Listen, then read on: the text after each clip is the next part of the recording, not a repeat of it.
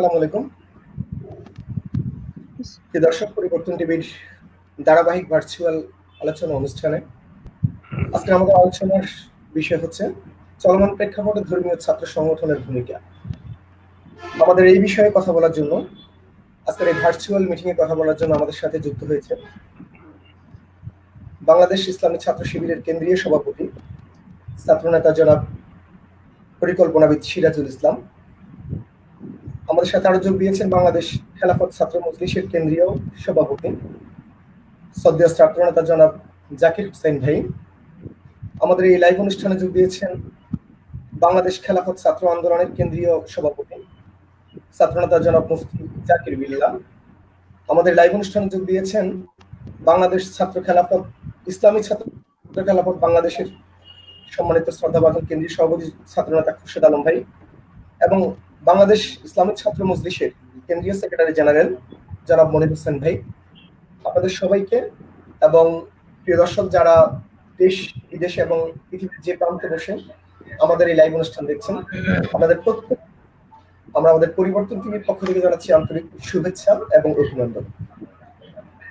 আমাদের এই আলোচনা অনুষ্ঠান শুরুর পরকালে যারা আমাদের সাথে যোগ দিয়েছেন, আমি প্রত্যেকের প্রতি অনুরোধ করব, প্রিয় ভাইয়েরা আপনারা যারা দেখছেন, প্রিয় দর্শক, আমাদের এই পেজটি লাইক দিয়ে আপনারা এই লাইভটি শেয়ার করে দেবেন। আমরা কথা বলবো না, যেহেতু নির্দিষ্ট সময় একটু পরেই শুরু হওয়ার জন্য আমি আবারও টেকনিক্যাল কিছু সমস্যার কারণে আমাদের লাইভটি শুরু করতে 10 মিনিট আমাদের লেটের জন্য আমরা ক্ষমা প্রার্থনা করছি পরিবর্তন টিভির পক্ষ থেকে। প্রিয় দর্শক, বাংলাদেশের ছাত্র রাজনীতির একটা ইতিহাস ছিল, সেটা আজকে এমন একটি জায়গায় এসে ছাত্র রাজনীতি দাঁড়িয়েছে যেখানে আমাদের প্রধানমন্ত্রী একসময় বলতে বাধ্য হয়েছেন যে ছাত্রলীগের দায় দায়িত্ব আমি আর নেব না, এবং সুশীল সমাজ থেকে একসময় স্লোগান উঠেছে ছাত্র রাজনীতি বন্ধ করেই দেওয়াই ভালো। অথচ এই ছাত্র রাজনীতির বিশাল এক ইতিহাস আছে, আমরা জানি 52-এর ভাষা আন্দোলন, 69-এর গণ অভ্যুত্থান, 71-এর স্বাধীনতা যুদ্ধ এবং 90-এর স্বৈরাচার বিরোধী আন্দোলনে এই ছাত্র সমাজের ভূমিকা কিন্তু বিশ্বব্যাপী আমাদের সুনাম কুড়িয়েছে। ছাত্র রাজনীতির সেই হারানো ঐতিহ্যকে আমরা হারিয়ে ফেলেছি, সেটি আমরা আবার কিভাবে পুনরুদ্ধার করতে পারি সেজন্য আজকে আপনাদের প্রত্যেকের মতামত শুনবো। আপনাদের প্রত্যেকের মতামতের জন্য আমি আপনাদের কাছে চলে যাচ্ছি। আমি আর কথা বাড়াবো না, আমি আসলে শুরুতেই চলে যাচ্ছি ইসলামী ছাত্র শিবিরের কেন্দ্রীয় সভাপতি জনাব সিরাজুল ইসলামের কাছে। সিরাজ ভাই, আপনি কি আমাকে শুনতে পাচ্ছেন? জি, শুনতে পাচ্ছি। জি ভাই, আমি প্রথম আপনার কাছে আসছি। আসলে আমরা যেটা লক্ষ্য করছি সকল শিক্ষা প্রতিষ্ঠানে বাংলাদেশের আমরা দেখেছি যে গত দীর্ঘদিন থেকে শুধুমাত্র একটি ছাত্র সংগঠনের আধিপত্য রয়েছে এবং অন্য ছাত্র সংগঠন সেখানে কোনো রাজনীতি করতে পারছেন না, মিছিল মিটিং রাজনৈতিক প্রপাগান্ডা করতে পারছেন না। যার ফলে আমরা গত কয়েকদিন আগে দেখলাম সিলেটে এমসি কলেজের একটি যে ন্যাক্কারজনক ঘটনা ঘটলো, এটার জন্য আসলে মূলত ছাত্র রাজনীতিকে দায়ী করা হয়েছে। সেটা যেই দলই হোক না কেন, সেটা ছাত্র রাজনীতির বিদ্রোহ করে কিন্তু বর্তিয়েছে। এই অবস্থায় ছাত্র রাজনীতিতে এবং একক ছাত্র রাজনীতি যে বাংলাদেশের যে কালচার শুরু হয়েছে কলেজ বিশ্ববিদ্যালয় ক্যাম্পাসগুলোতে, এই ধরনের ছাত্র রাজনীতি, এক পেশার ছাত্র রাজনীতি আমাদের রাজনীতি কি ধরনের নৈতিবাচক প্রভাব ফেলবে বলে আপনি মনে করেন? সিরাজ ভাই। আউযু বিল্লাহি মিনাশ শাইতানির রাজিম। বিসমিল্লাহির রহমানির রহিম। আলহামদুলিল্লাহি রাব্বিল আলামিন ওয়া সলাতু ওয়াসসালামু আলা রাসূলিহি ওয়া আলা আলিহি ওয়া আসহাবিহি আজমাইন। রব্বি ইশরাহ লি সাদরি ওয়া ইয়াসসির লি আমরি ওয়াহলুল উকদাতাম মিন লিসানি ইয়াফকাহু কাওলি। আজকের এই পরিবর্তন টিভির অনুষ্ঠানের উপস্থিত সম্মানিত সঞ্চালক, উপস্থিত আমার প্রিয়ভাজন দায়িত্বশীল বৃন্দ যারা বিভিন্ন ইসলামী ছাত্র সংগঠনের নেতৃত্ব প্রদান করছেন, সম্মানিত কেন্দ্রীয় সভাপতি বৃন্দ, সেক্রেটারি জেনারেল বৃন্দ এবং ছাত্র শিবির সহ উপস্থিত সবগুলো সংগঠনের সম্মানিত দায়িত্বশীল এবং কর্মীবৃন্দ এবং যারা আমাদেরকে ভালোবাসেন, যারা আমাদেরকে দেখছেন, আসসালামু আলাইকুম ওয়া রাহমাতুল্লাহি ওয়া বারাকাতুহু। আলহামদুলিল্লাহ, আমি আমার প্রশ্ন উত্তরে যাওয়ার আগে যে বিষয়টি বলতে চাই সেটা হচ্ছে খুব আনন্দ অনুভব করছি আলহামদুলিল্লাহ যে আজকে আমার প্রিয় মুখগুলোকে একসাথে করে দেখতে পাচ্ছি। এই আয়োজনের জন্য সেজন্য বিশেষভাবে পরিবর্তনটিভি.com কে আমি ধন্যবাদ দিতে চাই। তো প্রথমে যে প্রশ্নটি করেছেন সেটা আসলে অতি গুরুত্বপূর্ণ প্রশ্ন এবং আমি মনে করি এটা খুবই প্রাসঙ্গিক একটা প্রশ্ন। তো এই কথা বলার কোনো অপেক্ষা রাখে না যে আমরা সারা দেশের সকল ক্যাম্পাসে এক ধরনের নৈরাজ্য দেখতে পাচ্ছি। এবং এমনকি এই কোভিড-19 যে সিচুয়েশন, এই সিচুয়েশনে সারা পৃথিবীর মানুষ একটি আতঙ্কের মধ্যে অবস্থান করছে। আমাদের বাংলাদেশের শিক্ষা প্রতিষ্ঠানগুলোকে বন্ধ রাখা হয়েছে, কিন্তু অত্যন্ত দুঃখের সাথে আমরা খেয়াল করছি এই পরিস্থিতির মধ্যেও আমাদের ক্যাম্পাসগুলোতে এক তৈরি করবার জন্য প্রচেষ্টা অব্যাহত রেখেছে। এবং সেই সংগঠন বর্তমান সরকার দলীয় ছাত্র সংগঠন ছাত্রলীগ সরকারের সরাসরি ছত্রছায়ায় তারা পুরো দেশবাসীকে আশ্চর্যান্বিত করে হলেও সত্য তারা ক্যাম্পাসগুলোকে তাদের অভয়ারণ্য হিসাবে তৈরি করেছে ইতিমধ্যে। এবং বাংলাদেশের আপনি যেটা বলছিলেন যে সিলেটের এমসি কলেজে তারা কয়েকদিন আগে আমাদের একজন বোনের উপরে তারা যে পৈশাচিক বর্বর কায়দায় নির্যাতন করেছে, সেটা সারা দেশের বিবেকবান মানুষদেরকে অনেক বেশি নাড়া দিয়েছে। শুধু এই ক্যাম্পাসে নয়, অনেক কিছুই তো খবরে আসছে না, সেই ঘটনাগুলো ঘটছে। আমরা এই অবস্থাকে যদি বর্তমানে ক্যাম্পাসের কি অবস্থা সেটা বিশ্লেষণ করতে চাই, সেটা শুধুমাত্র করোনাকালীন সময়ের এই 6 থেকে 7 মাসকে কনসিডার করলে হবে না, বরং আমরা দেখতে হবে যে বিগত একটা যুগ কিরকম করে চলেছে। আমরা দেখেছি 2008 সালের যে পাতানো নির্বাচনের মধ্য দিয়ে আওয়ামী লীগ ক্ষমতায় এসেছে, এরপর থেকেই ছাত্রলীগ ক্যাম্পাসে নৈরাজ্য শুরু করেছিল এবং সেটা কিন্তু ক্রমান্বয়ে বৃদ্ধি পেয়েছে। শিক্ষাঙ্গনগুলোর পরিবেশ বিনষ্ট হয়েছে। শুধু তারা বিরোধী ছাত্র সংগঠনগুলোর নেতাকর্মীর উপরেই তারা আঘাত করে ক্ষান্ত হয় নাই, বরং তারা সাধারণ ছাত্রদের উপরও নির্যাতন নিপীড়ন চালিয়ে গিয়েছে তাদের মনের মতো করে। যার কারণে আমরা দেখি, উদাহরণ হিসেবে দেখি ঢাকা বিশ্ববিদ্যালয়ের গেস্ট রুম কালচারের নামে যে মানসিক এবং শারীরিক নির্যাতন করা হয় ছাত্রদের উপর, সেটা এক বিভীষিকাময় পরিস্থিতির নাম। আমরা সারা দেশের ক্যাম্পাসগুলোতে ছাত্রলীগের এই বিগত যে সময়টা 9 সাল থেকে 2019 সাল পর্যন্ত যে রিপোর্ট, যুগান্তরে 8ই অক্টোবরের রিপোর্ট আমরা দেখি, এই রিপোর্টে সেখানে তারা দেখিয়েছে যে ঢাকা মেডিকেল কলেজের রাজীব, জাহাঙ্গীরনগর বিশ্ববিদ্যালয়ের জুবায়ের সহ 10 বছরে তারা তাদের নিজেদের অন্তগণ দলে 17 জন নেতাকর্মীকে তারা হত্যা করেছে। আর অন্যান্য ছাত্র সংগঠনের কর্মী সহ টোটাল 24 জন ছাত্রকে তারা এই সময়ের মধ্যে হত্যা করেছে। আমরা এরপর যদি খেয়াল করি ঢাকা ইউনিভার্সিটির পার্শ্ববর্তী ক্যাম্পাস, সিরাজ ভাই এটি দেশবাসী জানে, সিরাজ ভাই এটা দেশবাসী জানে ওদের একচ্ছত্র। আমি বলছিলাম যে এটা এই যে তাদের একচ্ছত্র আধিপত্য বা তাদের যে একচ্ছত্র একটি ছাত্র সংগঠন শুধু কাজ করছে, এটা ছাত্র সমাজে বা ছাত্রদের মধ্যে কি ধরনের প্রভাব ফেলে আমি সেটা জানতে চাচ্ছি আপনার কাছে। আমি সমাজের সঞ্চালক, আমি সেদিকে আসছি, জাস্ট একটুখানি ভূমিকা টানলাম। জাস্ট আমি এটা বলছি যে দেখেন যে বুয়েট ক্যাম্পাসে আমরা নির্মম নির্যাতনের চিত্র দেখেছি। সর্বশেষ আবরার ফাহাদকে তারা নির্মমভাবে নির্যাতন করে হত্যা করেছে। সাধারণ একজন ছাত্র সে ছিল, মেধাবী ছাত্র, তারপর নির্যাতন করা হয়েছে। এবং আমরা সেখানে যদি ক্যাম্পাসে দেখি যে এই ঘটনার পরপরই সাধারণ ছাত্রদের পক্ষ থেকে পোর্টাল তৈরি করা হয়েছিল। এখানে জেনারেল ছাত্র যারা নির্যাতিত হয়েছে তাদেরকে সেই ঘটনার উল্লেখ করতে বলা হয়েছিল এবং সেখানে দেখা যাচ্ছে শতাধিক ঘটনা মাত্র 3 থেকে 4 দিনের ব্যবধানে সেখানে উঠে এসেছে। যদিও আমরা ছাত্র শিবির যে নির্যাতনের শিকার হয়েছি সেখানে সেই কথাগুলো আমরা বলার ছাড়াই অবস্থা তৈরি হয়েছে। তো ক্যাম্পাসের মধ্যে শুধুমাত্র নির্যাতন নয়, সাথে ক্যাম্পাসে আশেপাশে থেকে শুরু করে মাদকের ভয়াবহ বিস্তারের ঘটনা তো আছেই। আমি যেই কারণে এই ঘটনাটা ঘটেছে সেই কারণের দিকে আসছিলাম যে এই ঘটনাটা ঘটিয়েছে ছাত্রলীগ আসলে তাদের প্রথমেই যেটা করেছে অন্যান্য ছাত্র সংগঠনকে ক্যাম্পাস থেকে সরিয়ে দেওয়ার জন্য চেষ্টা করেছে এবং যার মধ্যে তারা সন্ত্রাসের এক অভয়ারণ্য বানানোর জন্য প্রচেষ্টা চালিয়েছে ক্যাম্পাসগুলোকে। অথচ দেখেন গঠনগুলোর প্রত্যেক অধিকার আছে যে তার পছন্দের সংগঠনকে সাংগঠনিক কার্যক্রম তারা পরিচালনা করবে বা পছন্দের সংগঠন যুক্ত হয়ে সে তার স্বাধীনভাবে কার্যক্রম করতে পারবে, যেটা বাংলাদেশের প্রত্যেকটি নাগরিকেরই অধিকার এবং সেটা বাংলাদেশের সংবিধানে আমাদেরকে নাগরিক অধিকার দিয়েছে। কিন্তু জোরপূর্বক ভাবে এই অধিকার তারা কেড়ে নেওয়ার জন্য চেষ্টা করেছে। আমাদের মনে রাখতে হবে যে এই তারা এককভাবে সেখানে থাকার কারণে তারা যাচ্ছে তাই করে যাচ্ছে। অন্যান্য ছাত্র সংগঠন যদি থাকতে পারতো ঠিক মতো করে, তাহলে অবশ্যই অন্যান্য ছাত্র সংগঠনের সাথে তারা পজিটিভ প্রতিযোগিতার মধ্যে ভালো কাজের জন্য উদ্বুদ্ধ হতো, সেই কাজটি তারা করতে পারে না, একলাই করে যাচ্ছে তাই করে যাচ্ছে। এবং এখানে সরকার তাদেরকে বাধা দিচ্ছে না, তাদেরকে প্রচ্ছন্ন ছায়া দিয়ে যাচ্ছে, এটা সবচেয়ে দুঃখজনক ব্যাপার। আমরা এটা মনে করে দিতে চাই, মনে রাখতে হবে আমাদেরকে যে বাংলাদেশের মানুষ স্বাধীনতায় বিশ্বাসী। দীর্ঘদিন ধরে কাউকে যদি কোণঠাসা করে রাখা হয় সেটা রাখা যায় না আসলে। আজ ক্যাম্পাসগুলোতে একক আধিপত্যের বিরুদ্ধে উত্তাল তরঙ্গের ঢেউ উঠেছে এবং এই ঢেউটি আমরা বিশ্বাস করি প্রতিটি ক্যাম্পাসে এই ঢেউ আশ্রে পড়বে। এবং আজকে ছাত্র সমাজ অতীতের যে কোনো সময়ের চেয়ে সচেতন, প্রতিবাদী এবং সাহসী হয়ে গিয়েছে।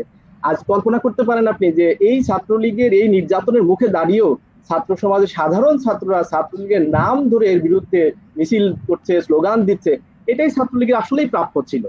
যে কথা বলে আমি এই পয়েন্টে শেষ করব সেটা হচ্ছে যে আসলে ওরা যেভাবে করে অন্যদিকে কোণঠাসা করে নিজেরা থাকার চেষ্টা করছে, এটা বেশি দিন থাকতে পারবে না। অন্য ছাত্র সংগঠনগুলো ইনশাআল্লাহ তাদের জায়গা করে নিবে, এবং এটা নিশ্চিত যে গায়ের জোরে আদর্শকে ঠেকিয়ে রাখা যায় না। আদর্শকে যদি ঠেকিয়ে রাখতে হয়, পরাজিত করতে হয়, তাহলে তার চেয়ে উত্তম আদর্শ নিয়ে হাজির হতে হয়। কিন্তু বর্তমান ক্ষমতাসীন ছাত্রলীগ আসলে সেই আদর্শ ধারণ করতে পারেনি, সে আদর্শের উপস্থাপন করতে পারেনি, এবং তারা সে আদর্শ উপস্থাপন করতে পারবেও না, কারণ তাদের সে আদর্শ নাই। তাই এই একক আধিপত্য অবশ্যই ভুলুণ্ঠিত হবে ইনশাআল্লাহ। আমরা আপনাকে ধন্যবাদ জানাচ্ছি। আপনি সিরাজ ভাই, আমরা জানি যে আপনি বললেন যে বুয়েটে আপনার উপর হামলা হয়েছে, সেটা আমরা দেখেছি। আবদার হত্যার পরে আপনার ছবিটা ফেসবুকে ভাইরাল হয়েছে, সামাজিক যোগাযোগের মধ্যে আমরা দেখেছি যে আপনাকে কি পরিমাণে নিষ্ঠুর নির্যাতন হয়েছে। সিরাজ ভাই, আমরা যেটা জানি, যেটা মিডিয়া সবসময় বলেছে যে শিবিরের কেন্দ্রীয় সভাপতি হতে হলে ন্যূনতম কয়েকশো ছাত্রের রক কাটার অভিজ্ঞতা থাকতে হয়। আপনাকে দেখে তো সেটা মনে হয় না, এবং আমরা দেখেছি যে আপনি রক কাটেননি, আপনাকে মারা হয়েছে। তাহলে রক কাটার কথা আপনাদের মধ্যে আসে কেন সিরাজ ভাই? জি, খুব সুন্দর কথা বলেছেন। আসলে দেখেন যে এটা যে মানে প্রকাশ্য একটি মিথ্যাচার, এইটা যে প্রকাশ্য মিথ্যাচার সেটার প্রমাণ আপনি আমার কথা বলে ফেলেছেন, আমি বলতে চাইছিলাম না। কিন্তু দেখেন আমার উপরে যে নির্যাতন করা হয়েছে, আমার 2 পা ভাঙা ছিল সেই সময়, ওরা ভেঙেছে 2 পায়ে, টোটাল 3টা ভাঙা, বাম হাতটা ভাঙা ছিল। এই অবস্থাতে আমাকে কিন্তু সেখান থেকে হসপিটালে নিয়ে যাওয়া হয়েছে। সেখানে ডিবি অফিসারে এসে তারা আমাকে সেখান থেকে সেই টর্চার সেল থেকে বের করে হাসপাতালে নিয়ে গেছে, অজ্ঞান অবস্থার মতো প্রায় ছিলাম আমি সেই সময়। সেখানে গিয়ে আমাকে উল্টা ওদেরকে গ্রেফতার না করে আমাকেই গ্রেফতার দেখানো হয়েছে, অন্য একটি মামলায়, রাজনৈতিক মামলাতে আমাকে দেখানো হয়েছে। এবং সেখান থেকে আপনি আরো জানেন 2 মাস পরে তারা সেখান থেকে আমাকে জেলখানা নিয়ে গেছে। সেই যে আমাকে একলা আমি কোনো কিছু করতে পারতাম না, সেই অবস্থায় বেডে শুয়ে থাকা একটা মানুষকে সেখানে তারা জেলখানা নিয়ে গেছে। আলহামদুলিল্লাহ, আল্লাহ তাআলা আমাকে সাহায্য করেছে। তো সেখানে জেলখানা, সেখান থেকে এখন যেটা ভাইয়া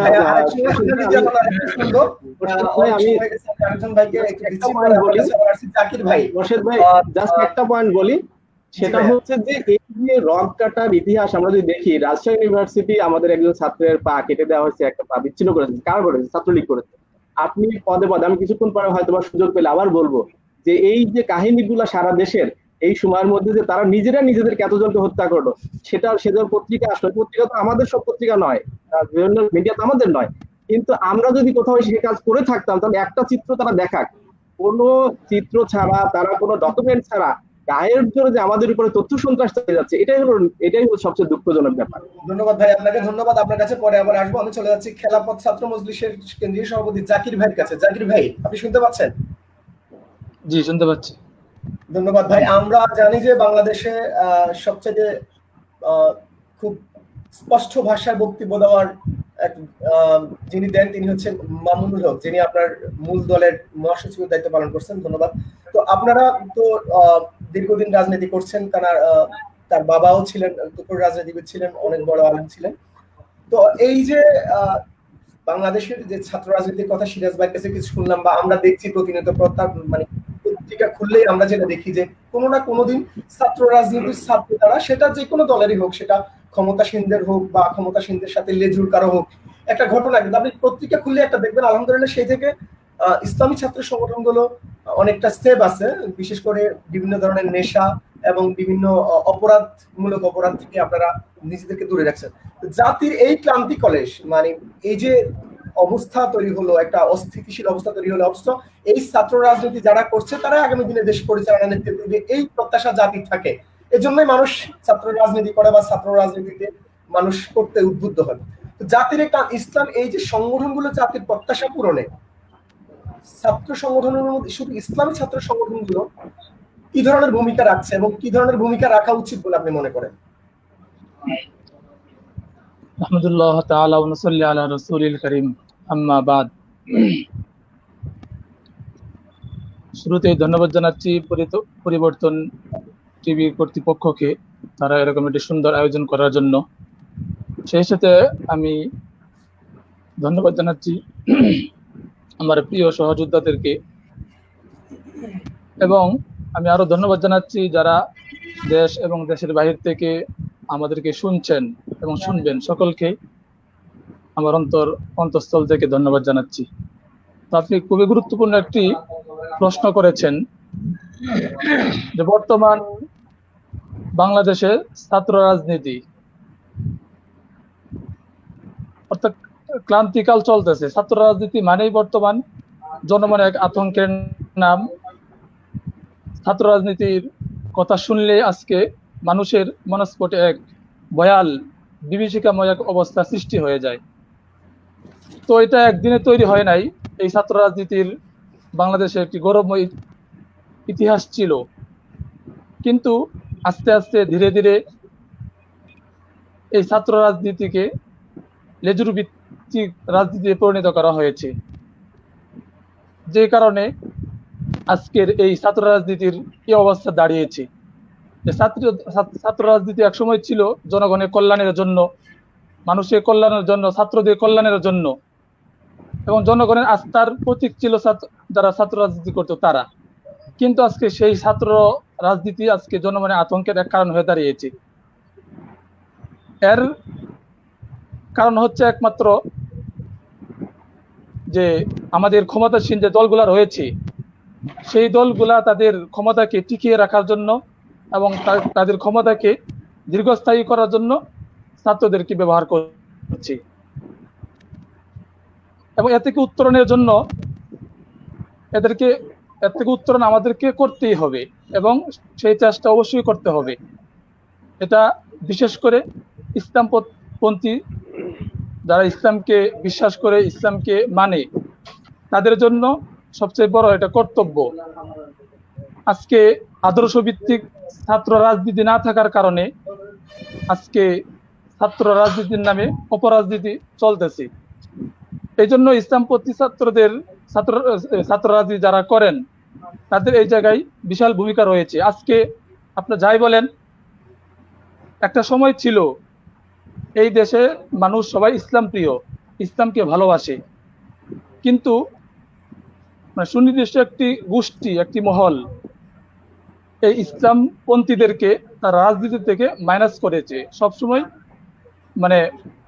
বিভিন্ন ধরনের প্রপাগান্ডা ছড়িয়ে ইসলামপন্থীদের বিরুদ্ধে তারা রাজনীতি থেকে দূরে সরিয়ে রেখেছে তাদের স্বার্থ হাসিল করার জন্য। কিন্তু আজকে এই পর্যায়ে এসে মানুষ এটা বুঝতে পেরেছে যে এটা সম্পূর্ণ ছিল গণতন্ত্রের ভাওতাবাজি, সমাজতন্ত্রের ভাওতাবাজি। বিশেষ করে ছাত্র রাজনীতির নামে বর্তমানে যে ক্যাম্পাসগুলো যা চলছে, এতে সাধারণ শিক্ষার্থীরা খুবই ক্ষুব্ধ এবং তারা ইসলামী রাজনীতির প্রতি যুক্তেছে এবং ইসলামী রাজনীতির প্রতি আগ্রহশীল হচ্ছে। এজন্য আমরা যারা ইসলামী রাজনীতিতে জড়িত, আমরা যদি আমাদের আদর্শ দিয়ে, ইসলামিক যে সুন্দর আদর্শ রয়েছে, সেই আদর্শ দিয়ে তাদেরকে আমরা আমাদের দিকে ডাইভার্ট করতে পারি, তাহলে এটা প্লাস পয়েন্ট হবে। এই জন্য আমাদের একটা চ্যালেঞ্জ নিতে হবে। শুধু ঘরে বসে থেকেই বক্তব্য দিলেই হবে না, বরং আমাদেরকে চ্যালেঞ্জ নিয়ে সেই যারা আজকে এই অপরাধ ছাত্র রাজনীতির নামে কাজে পরিণত করতে হবে, ইসলামের কথাকে কাজে পরিণত করে দিতে হবে। জি শুনতে পাচ্ছি। শুধু কথায় নয়, কাজে পরিণত করতে হবে। কাজ আমাদের কথা জি হ্যাঁ, কাজে পরিণত করতে হবে, শুধু কথা নয়, কাজে পরিণত করতে হবে। আমরা যদি আজকে এই ছাত্র রাজনীতির নামে যে অপরাজনীতি চলতেছে, এখন আমরা যদি ইসলামের সৌন্দর্য যদি তাদের সম্মুখে ফুটিয়ে তুলতে পারি এবং ইসলামী রাজনীতির, ইসলামী সমাজ ব্যবস্থা অর্থাৎ ইসলাম একটা পূর্ণাঙ্গ জীবন ব্যবস্থা, এই বিষয়টা যদি আমি তাদের সম্মুখে তুলে ধরতে পারি, তাহলে ইনশাল্লাহ তারাও ইসলামী থেকে ঝুঁকবে। এবং এটা আমাদের করার দরকার। আগামী দিন যদি আমরা এই ছাত্রদেরকে রক্ষা করতে চাই, এই ছাত্র রাজনীতিকে আদর্শ রাজনীতিতে পরিণত করতে চাই, তাহলে অবশ্যই আমাদেরকে এটা করতে হবে। আর এটা করতে হলে অবশ্যই সকলকে ঐক্যবদ্ধভাবেই করতে হবে। কেউ একাদু ইচ্ছা করে তাহলে এটা কখনোই সে পারবে না। এজন্য সকলের প্রতি আহ্বান থাকবে যে আমরা ঐক্যবদ্ধভাবে আমরা ইসলামের ময়দানে কাজ করব। ঐক্যবদ্ধভাবে সকল ছাত্র সংগঠনগুলোকে ঐক্যবদ্ধভাবে ইসলামের প্রচার এবং কাঁধে কাঁধ মিলিয়ে এগিয়ে গেলেই আমার মনে হয় ভালো কিছু আশা করবেন। আপনি এটাই বুঝাতে চেয়েছেন? জি ইনশাআল্লাহ। ধন্যবাদ ভাই আপনাকে।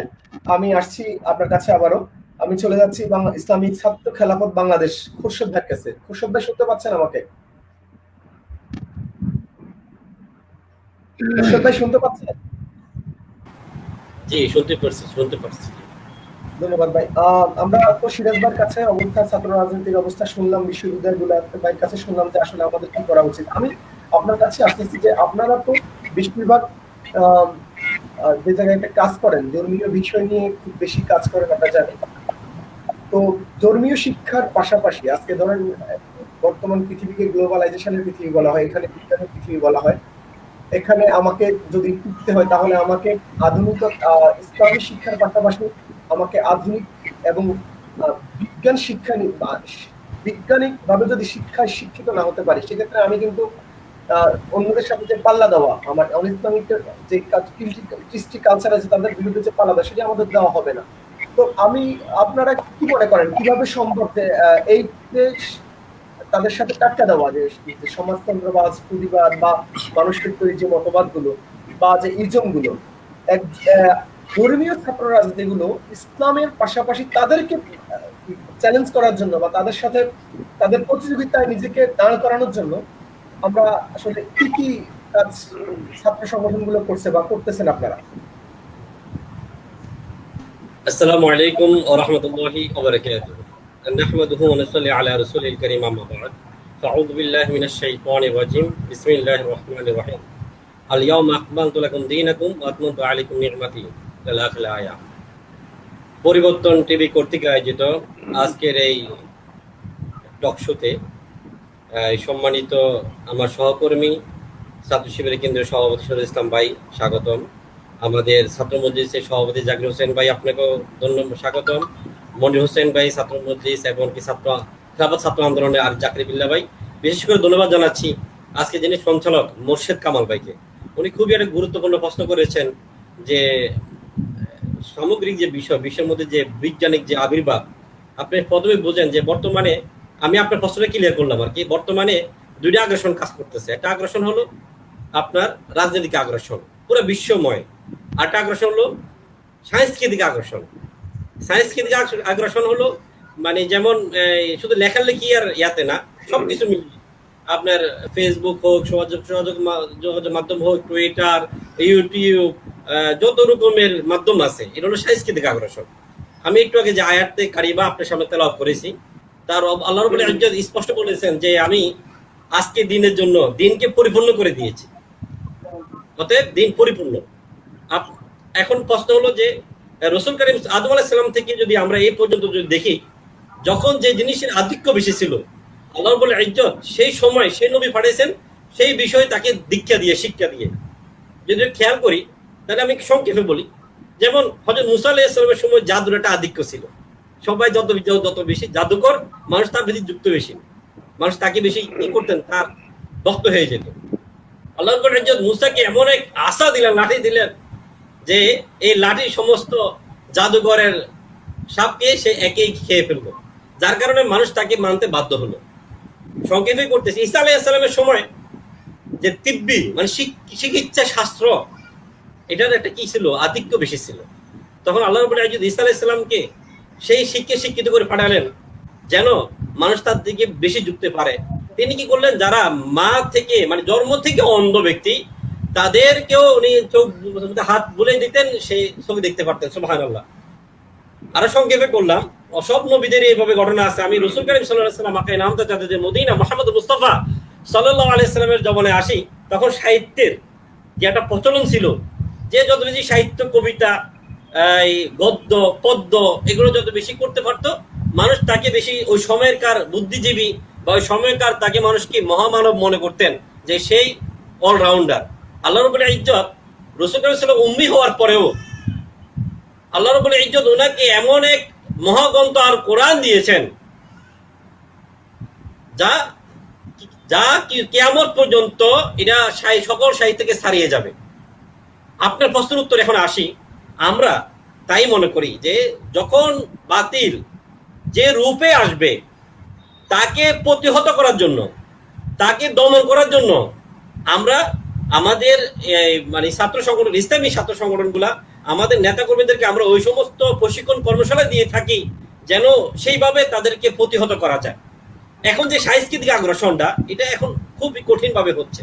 এই জন্য আমরা যে মাসিক কর্মশালা আমাদের হয়, প্রশিক্ষণ কর্মশালায় আমাদের নেতাকর্মীদেরকে আমাদের সিনিয়র বা আমরা এই প্রশিক্ষণ দিয়ে যাই যে তাদেরকে বৈজ্ঞানিক সাথে সাথে সামাজিক যোগাযোগ মাধ্যমের সাথে সাথে মানে সাংস্কৃতিক সবগুলো বিষয় আয়ত্ত করতে হবে, সমস্ত ভাষা আয়ত্ত করতে হবে। এটাই তো ইসলাম আমাদের শিক্ষা দেয়, যেন কোনো এই অপসংস্কৃতি ছায়াতলে এসে মানুষকে বিভ্রান্ত না করে। অলরেডি বিভ্রান্ত হচ্ছে, এই বিভ্রান্ত থেকে অপসংস্কৃতিকে এই যুব সমাজকে, এই মুসলমানদেরকে, ছাত্র সমাজদেরকে মুক্ত করার জন্য, তাদেরকে পরিত্রাণের জন্য আমরা ইসলামী সমমনা ছাত্র সংগঠনগুলা আমরা অবশ্যই এই ইসলামের দাওয়াতে তাদেরকে পৌঁছাচ্ছি।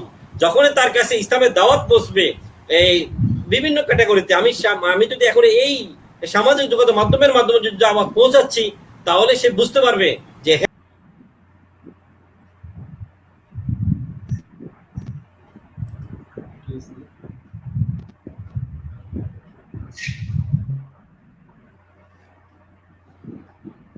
খুরশেদ ভাই সম্ভবত নেটের সমস্যার কারণে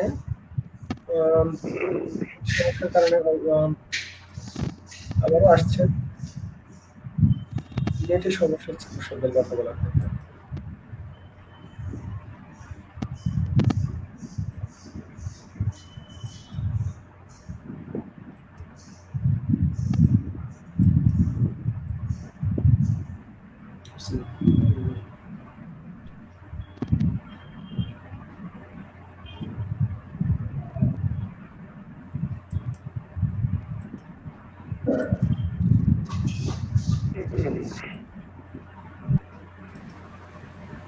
হ্যাঁ, দুঃখিত, টেকনিক্যাল প্রবলেমের কারণে আমি হয়তো লগ আউট হয়ে গেছি আর কি, মানে লিভ হয়ে গেছে। যাই হোক, সেটা বলতেছিলাম আর কি। তো অতএব আমরা আলহামদুলিল্লাহ সেভাবে পূর্বের থেকে কাজ করে আসতেছি। আর এখন আমরা যারা আছি, আমরা যারা সমমনা ছাত্র রাজনীতি, ইসলামী ছাত্র রাজনীতি যারা আছি, আমাদের উপর দায়িত্ব এখন অনেক বেশি। যেহেতু আমাদের পূর্বে এই আগ্রাসনটা অনেক কম ছিল, কিন্তু এখন তো অক্টোপাসের মতো যে চতুর্মুখী ভাবে আমাদেরকে যেভাবে ঘায়েল করার হীন ষড়যন্ত্র হচ্ছে। সিরাজ ভাই একটু আগে বলছিলেন যে যে মানে বিভিন্ন ভাবে বিভিন্ন কায়দায়, যে কারণ এই আমাদেরকে যদি একটু ঘায়েল করা যায়, ইসলামকে যদি কলুষিত করা যায়, ইসলামী ছাত্র রাজনীতি কলুষিত করা যায়, তাহলে তো তাদের অনেক কিছু করতে সুবিধা হয়। যার কারণে তিনারা ওনাদের মানে শয়নে স্বপ্নে ওনারা ইসলামী ছাত্র রাজনীতি, এই যে দাবিতে কিছুদিন পূর্বে যা মানে ইসকনের এজেন্ট, সেই একজন ইসকনের এজেন্ট, সেই বলে যে দাবিতে ছাত্র রাজনীতি, ইসলামী ছাত্র রাজনীতি করা যাবে না। এত স্পর্ধা। আমি তো প্রেস ক্লাবের সামনে স্পষ্ট বলেছি যে ছাত্র রাজনীতি ক্যান্সার বর্তমানে ছাত্রলীগ। এই ক্যান্সারকে যদি এই সরকার যদি এই ক্যান্সারকে যদি অ্যান্টিবায়োটিক দিয়ে যদি ঠিক করতে না পারে, তাহলে এই ক্যান্সার এই সরকারকে ধ্বংস করে দেবে। খুরশেদ ভাই, আমি আপনাকে সেটা জানতে চাই যে ইসকন যে কাজ করছে বা ইসকনের যে ষড়যন্ত্রের সভা মোকাবেলায় আমাদের ইসলামপন্থী ছাত্র সংগঠনগুলো কি ধরনের কাজ করা উচিত এবং কি ধরনের পদক্ষেপ নেওয়া উচিত আপনি মনে করেন? এই ধরনের ষড়যন্ত্র আছে, আপনাদের প্রস্তুতিটা কি এবং আপনারা কি ধরনের কাজ করছেন এসবের জন্য? আমরা সেটাই একটু পূর্বে আপনাকে বলছিলাম যে আমরা প্রশিক্ষণ কর্মশালার মাধ্যমে তাদেরকে সচেতন করতেছি, যে এমনকি যে আগ্রাসন গুলো কি কি হতে পারে, এই স্বরূপ গুলো তাদের সামনে আমরা উন্মোচন করতেছি। এমনকি এই স্বরূপ উন্মোচন করার সাথে সাথে এটাকে প্রতিহত কিভাবে করা যাবে, এটাকে কিভাবে প্রতিহত করা যাবে, এর জন্য কি কি জ্ঞান আমাকে অর্জন করতে হবে, সেই বিষয়ে তাদেরকে আমরা তাগিদ দিচ্ছি। সেই হিসাবে প্রশিক্ষণ কর্মশালা কোনো বিকল্প নেই, বেশি বেশি প্রশিক্ষণ করতে হবে। যেহেতু এই বিষয়গুলো আমাদের কাছে এখন খুবই বেশি আসছে, এমনকি এই বিষয়ে আমাদের গুরুত্ব বেশি। যার কারণে আমরা ইনডোর ভাবে আমরা ঘরোয়া ভাবে বেশি বেশি প্রশিক্ষণ কর্মশালার মাধ্যমে আমাদের নেতাকর্মী যারা আছে তাদেরকে আমরা আগে প্রস্তুত করতেছি। তারা যদি প্রস্তুত হয়ে তারা প্রস্তুত হলে তো সারা দেশব্যাপী তারা কাজ করতে পারবে, সেই মিশন নিয়ে আমরা আগাচ্ছি। আমার মতে যে যেহেতু ইসলামী ছাত্র সংগঠনের সকল নেতাকর্মীদেরকে অনেক বেশি করে থাকেন পর্যটনের মাধ্যমে চেষ্টা করতেছি। ইনশাল্লাহ আমরা প্রত্যেকটা জেলা উপজেলায় এই প্রশিক্ষণের মাধ্যমে তাদেরকে যখন পারবো, তখন আপনারা বেশি বেশি করে চ্যালেঞ্জিং কাজগুলো গ্রহণ করুন, সেজন্য আমরা আপনাদের দোয়া করছি। আমরা চলে যাচ্ছি খেলাফত ছাত্র আন্দোলনের কেন্দ্রীয় সভাপতি মুফতি জাকির বিল্লাহ ভাই। জাকির বিল্লাহ ভাই, আপনি কিন্তু কয়েকবার লগ আউট হয়ে গেছেন, নেটওয়ার্ক খুব বেশি সমস্যা করে ভাই?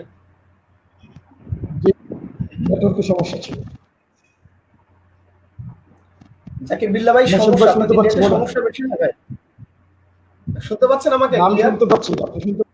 জি জি জি শুনতে পাচ্ছি। ধন্যবাদ ভাই।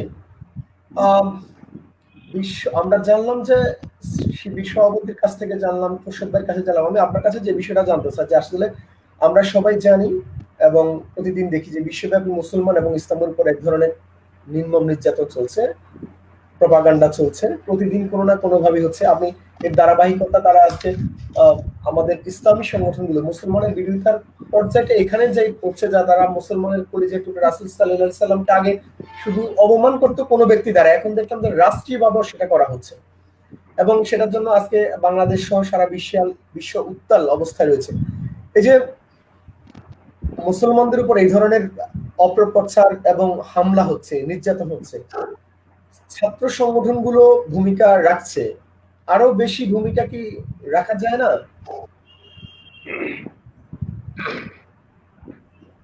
আলহামদুলিল্লাহ আলহামদুলিল্লাহ হামদান কাসীরান তাইয়িবান মুবারাকান ফি।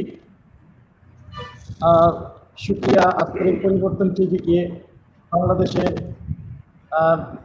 নির্ভরযোগ্য যে সমস্ত ছাত্র সংগঠনগুলো আছে সেই সমস্ত ছাত্র সংগঠনের কেন্দ্রীয় দায়িত্বশীলদেরকে এখানে একত্রিত করেছেন এবং বর্তমান সমসাময়িক বিষয় নিয়ে আলোচনা করার আজকের একটা প্ল্যাটফর্ম তৈরি করেছেন। এই জন্য শুকরিয়া প্রথমে আপনাদেরকে, এবং আজকে আমার সহযোদ্ধা যারা এখানে এসেছেন সকলকে মোবারকবাদ জানাই এবং শুভেচ্ছা জানাচ্ছি। আসলে অনেক গুরুত্বপূর্ণ কথা সিরাজ ভাই, জাকির ভাই, খোরশেদ ভাই বলেছেন, আর আমাদের সময় অল্প। বর্তমান বিশ্বের মধ্যে যে জিনিসটা ইদানিং 2-1 দিন ধরে সেটা সবচেয়ে বেশি মানে শো হচ্ছে, সেটা হচ্ছে যে রাসূলুল্লাহকে নিয়ে বিদ্রুপ করা বা ব্যঙ্গাত্মক করা।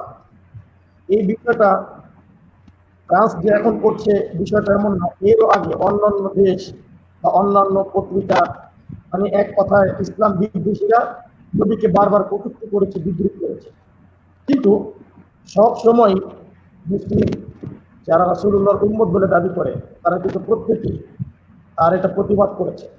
হাদিস শরীফের মধ্যে আছে মান রাআ মিনকুম মুনকারান ফালিয়ুগাইয়িরহু বিয়াদিহি ফাইন লাম ইয়াস্তাতি বিলিসানিহি ফাইন লাম ইয়াস্তাতি বিকলবিহি ওয়া যালিকা দা'ফুল ঈমান।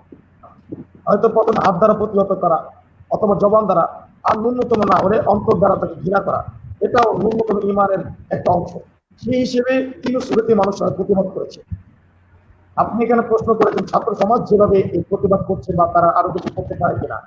আসলে আমাদের এখানে থেকে ফ্রান্সে সরাসরি যাওয়া বা তার সেই গভর্নমেন্টকে আক্রমণ করা বা তার সাথে সরাসরি কোনো কথা বলা, এটা আমাদের পক্ষে আজ সম্ভব না। বাকি ছাত্র সমাজ তারা তাদের মুরব্বীদেরকে মেনে চলে, আমরা আমাদের মুরব্বীদেরকে মেনে চলি এবং মুরব্বীদের অধীনে আমরা থাকি। আজকে দেখেন, আপনি শুরুতে কিন্তু বলেছিলেন যে বিশ্ব বা বিশেষ করে যদি পূর্ব পাকিস্তান বা পশ্চিম পাকিস্তানকে বলি, এই দেশগুলো আজকে প্রতিষ্ঠিত হওয়া বা আজকে স্বাধীনতা সার্বভৌমত্ব রক্ষায় ছাত্র সমাজের ভূমিকা কিন্তু বিশাল ছিল। 1952 সালে ভাষা আন্দোলন, 54 যুক্তফ্রন্ট আন্দোলন, 56 সেই নির্বাচন দমনের বিরুদ্ধে, 69, 71-এর সেই নির্বাচনগুলো, সবকিছুর ক্ষেত্রে কিন্তু অগ্রণী ভূমিকা পালন করে ছাত্র সমাজ। এই ছাত্র সমাজের অগ্রণী ভূমিকা পালন করার অবস্থিতিতে আজকে একটি স্বাধীন দেশ আমরা পেয়েছি। ঠিক ইসলামের যুগে যুগে, শুধু এই যুগে না, 1450 বছর পূর্বে রাসূলুল্লাহর বিদ্যমান থাকা অবস্থায় রাসূলুল্লাহকে কলুষিত করেছে, কটূক্তি করেছে, বিদ্রুপ করেছে। সেই সময় তার মর্দে মুজাহিদ সাহাবায়ে কেরাম তার বিরোধিতা করেছে। আজকে 1450 বছর পরে আমরা এসে তার উম্মত হয়েও আমরা বিরোধিতা বা বিদ্রুপ তাদের প্রতিবাদ করছি। সেই ছাত্র সমাজ আমরা করছি, আমাদের মুরব্বীদের মাথা আছে। আমাদের মুরব্বীরা আমাদেরকে যেভাবে বলবেন, যখন যেভাবে বলবেন, আমরা সেভাবে যাব।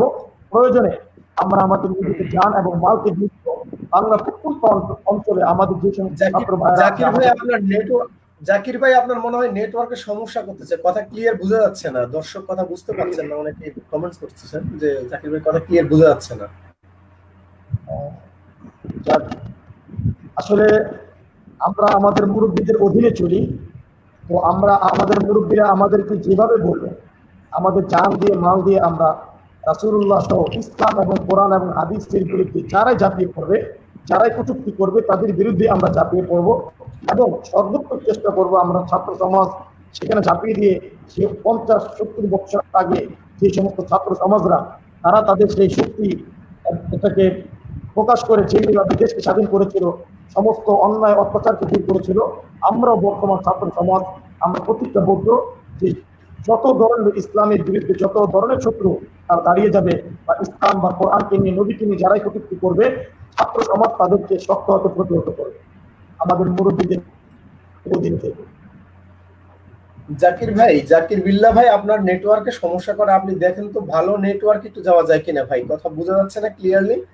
আর আমি বুঝতে পারতেছি আজকে আপনি মিছিল করে গলা ভেঙে আসছেন, তো ভালো কাজ করেছেন, আলহামদুলিল্লাহ, আমরা ধন্যবাদ জানাই। কিন্তু আপনি একটা ভালো নেটওয়ার্কে যান ভাই, ভালো নেটওয়ার্ক ছাড়া কথা ভালোভাবে বোঝা যাচ্ছে না, দর্শক বুঝতে পারতেছেন, অনেকে কমেন্ট করতেছেন। প্রিয় দর্শক, আপনারা অনেকে এর মধ্যে আমাকে প্রশ্ন করেছেন যে ভাই ঈশা ছাত্র আন্দোলনের হাসিব ভাইকে দেখছি না কেন। আসলে আমি হাসিব ভাই গতকালকে আমাকে কনফার্ম করেছেন তিনি থাকবেন, আজকে সকাল না আজকে 11টায় তিনি আমাকে মেসেজ দিয়েছেন যে ভাই আমি থাকতে পারবো না। আমি অনেকবার জানার চেষ্টা করেছি আপনি কেন থাকতে পারবেন না বা আপনার সমস্যা কি আমাকে একটু বলেন। আমি আসলে অনেকবার চেষ্টা করেছি জানার জন্য, কিন্তু তিনি আমাকে কোনো উত্তর দেননি, তিনি কেন থাকবেন না এবং থাকতে পারবেন না তিনি আমাকে জানাননি। আসলে এই জন্য আমি আয়োজকের পক্ষ থেকে আমি ক্ষমা চেয়ে নিচ্ছি যে তিনি থাকতে পারেন নাই, এবং আমি ওনাকে সরি মেসেজটা পাঠিয়ে দিয়েছি যে উনি থাকতে পারবেন না, এবং উনি আমার ফোনটা রিসিভ করে নাই। আমি আসলে চেষ্টা করেছি ওনার সাথে যোগাযোগ করার জন্য। তো যারা এটা নিয়ে অনেক প্রশ্ন করেছেন কমেন্টসে যে কেন হাসিব ভাইকে দেখছি না, তো ধন্যবাদ।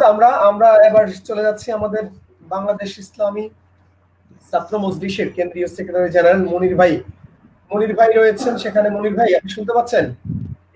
জি, শোনা যাচ্ছে। মনির ভাই, আমি আপনার কাছে একটা বিষয় জানতে চাচ্ছি, সেটা হচ্ছে যে এই যে আন্দোলন সংগ্রাম হচ্ছে, আমরা বিক্ষিপ্তভাবে সকল ছাত্র সংগঠন আন্দোলন করছি, আমাদের মুরব্বী সংগঠনগুলো আন্দোলন করছে। আমরা কি সকল ছাত্র সংগঠন যদি আমরা একত্রিত হতে পারতাম, সেই ক্ষেত্রে আমাদের আন্দোলন, এই যে রাসূল সাল্লাল্লাহু আলাইহি সাল্লামের যে ব্যঙ্গচিত্র করা হলো, রাসূল সাল্লাল্লাহু আলাইহি সাল্লামকে আজকে রাষ্ট্রীয়ভাবে ব্যঙ্গচিত্র প্রদর্শন করা হলো এবং আন্দোলন হলো, ক্ষুদ্র ক্ষুদ্র ভাবে প্রত্যেকটি দল সংগঠন করার চেষ্টা করেছে। আমরা যদি সকল ছাত্র সংগঠন একত্রিত হয়ে আমরা কি বড় একটি আন্দোলন করতে পারতাম না ভাই? কি মনে করেন আপনি? ইন্নাল হামদুলিল্লাহ ওয়াসসালাতু ওয়াসসালামু আলা মান লা নাবিয়্যা বা'দা। সময় পরিবর্তন টিভি কর্তৃক আয়োজিত সমমনা ইসলামী ছাত্র সংগঠনের নেতৃবৃন্দকে নিয়ে আজকের বর্তমান প্রেক্ষাপটে ইসলামী ছাত্র সংগঠনের ভাবনা শীর্ষক আজকের লাইভ অনুষ্ঠানের বাংলাদেশ ইসলামী ছাত্র শিবির, বাংলাদেশ খেলাফত ছাত্র মজলিস, ইসলামী ছাত্র খেলাফত এবং খেলাফত ছাত্র আন্দোলনের সম্মানিত সভাপতিবৃন্দ এবং আজকের প্রোগ্রামের প্রাজ্ঞ সঞ্চালক, সময় পরিবর্তন টিভির সম্মানিত সম্পাদক, কাছের দূরের এবং দেশের বিদেশের যে সমস্ত দর্শক শ্রোতা আমাদেরকে দেখতেছেন অথবা শুনতেছেন, সকলকে বাংলাদেশ ইসলামী ছাত্র মজলিসের পক্ষ থেকে আন্তরিক মোবারকবাদ এবং শুভেচ্ছা জানাচ্ছি। আসলে বর্তমান প্রেক্ষাপটে বর্তমান সময়ের জন্য খুবই গুরুত্বপূর্ণ একটা পয়েন্ট যে আমাদের বিভিন্ন বিচ্ছিন্নভাবে প্রত্যেকের আলাদা আলাদা প্ল্যাটফর্মে আন্দোলন সংগ্রাম অথবা প্রতিবাদ বিক্ষোভ হচ্ছে। এটা একত্রিত হলে আরো ভালো হতো কিনা, এটা এক কথায় বললে তো নিঃসন্দেহে ঐক্যবদ্ধ প্ল্যাটফর্মে ঐক্যবদ্ধভাবে যে কোনো কাজ অবশ্যই তো ভালো এবং প্রশংসনীয়, আর এটা তো অবশ্যই এক কথায় এটা বলা যায়। পাশাপাশি আমি বলতে চাই বাংলাদেশ ইসলামী ছাত্র মজলিস তার প্রতিষ্ঠা লগ্ন থেকে বিভিন্ন আন্দোলন সংগ্রামে সবসময় সকলকে সাথে নিয়ে ঐক্যবদ্ধ আন্দোলনের চেষ্টা করেছে এবং অতীতে অনেক আন্দোলন সংগ্রাম সকলকে নিয়ে এবং সামনের সারিতে থেকে আন্দোলনের নেতৃত্ব দিয়ে বিভিন্ন আন্দোলন করেছে এবং আমরা এই সমস্ত আন্দোলনের সফলতাও পেয়েছি। উদাহরণস্বরূপ যদি আমরা বলি, 1996 সালে যখন আওয়ামী লীগ সরকার দীর্ঘ 21 বছর পরে ক্ষমতায় আসে, তাদের ক্ষমতা আসার পরপর দিয়েই তাদের যে দেশ এবং ইসলাম বিরোধী যে কার্যকলাপ তারা রাষ্ট্রীয়ভাবে এটা ইস্টাবলিশ করার জন্য অথবা প্রতিষ্ঠা করার জন্য যে হীন প্রচেষ্টা চালিয়ে যাচ্ছিল, তখন বিভিন্ন ইসলামী এবং সমমনা ছাত্র সংগঠনদেরকে নিয়ে, দেশপ্রেমিক ছাত্র সংগঠনদেরকে নিয়ে ইসলামী ছাত্র মজলিস সহ আরো ভিন্ন ভিন্ন সংগঠন ছিল। সেখানে ছাত্রদল ছিল, ছাত্র শিবির ছিল, তারপর নিজামী ইসলাম পার্টির ইসলামী ছাত্র সমাজ এবং খুরশেদ ভাইদের যে খেলাফত ছাত্র আন্দোলন, তৎকালীন ইসলামী ছাত্র মোর্চা, সকলকে সাথে নিয়ে ইসলামী ছাত্র মজলিস সেই আন্দোলন সংগ্রামে নেতৃত্ব দিয়েছে এবং সকলের সাথে অংশগ্রহণ করে একটা সুন্দর একটা ফলাফল পেয়েছে। যে একটা প্ল্যাটফর্ম নিয়ে যে আন্দোলন হয়েছিল, সেই আন্দোলনের একটা সফলতা আসছে।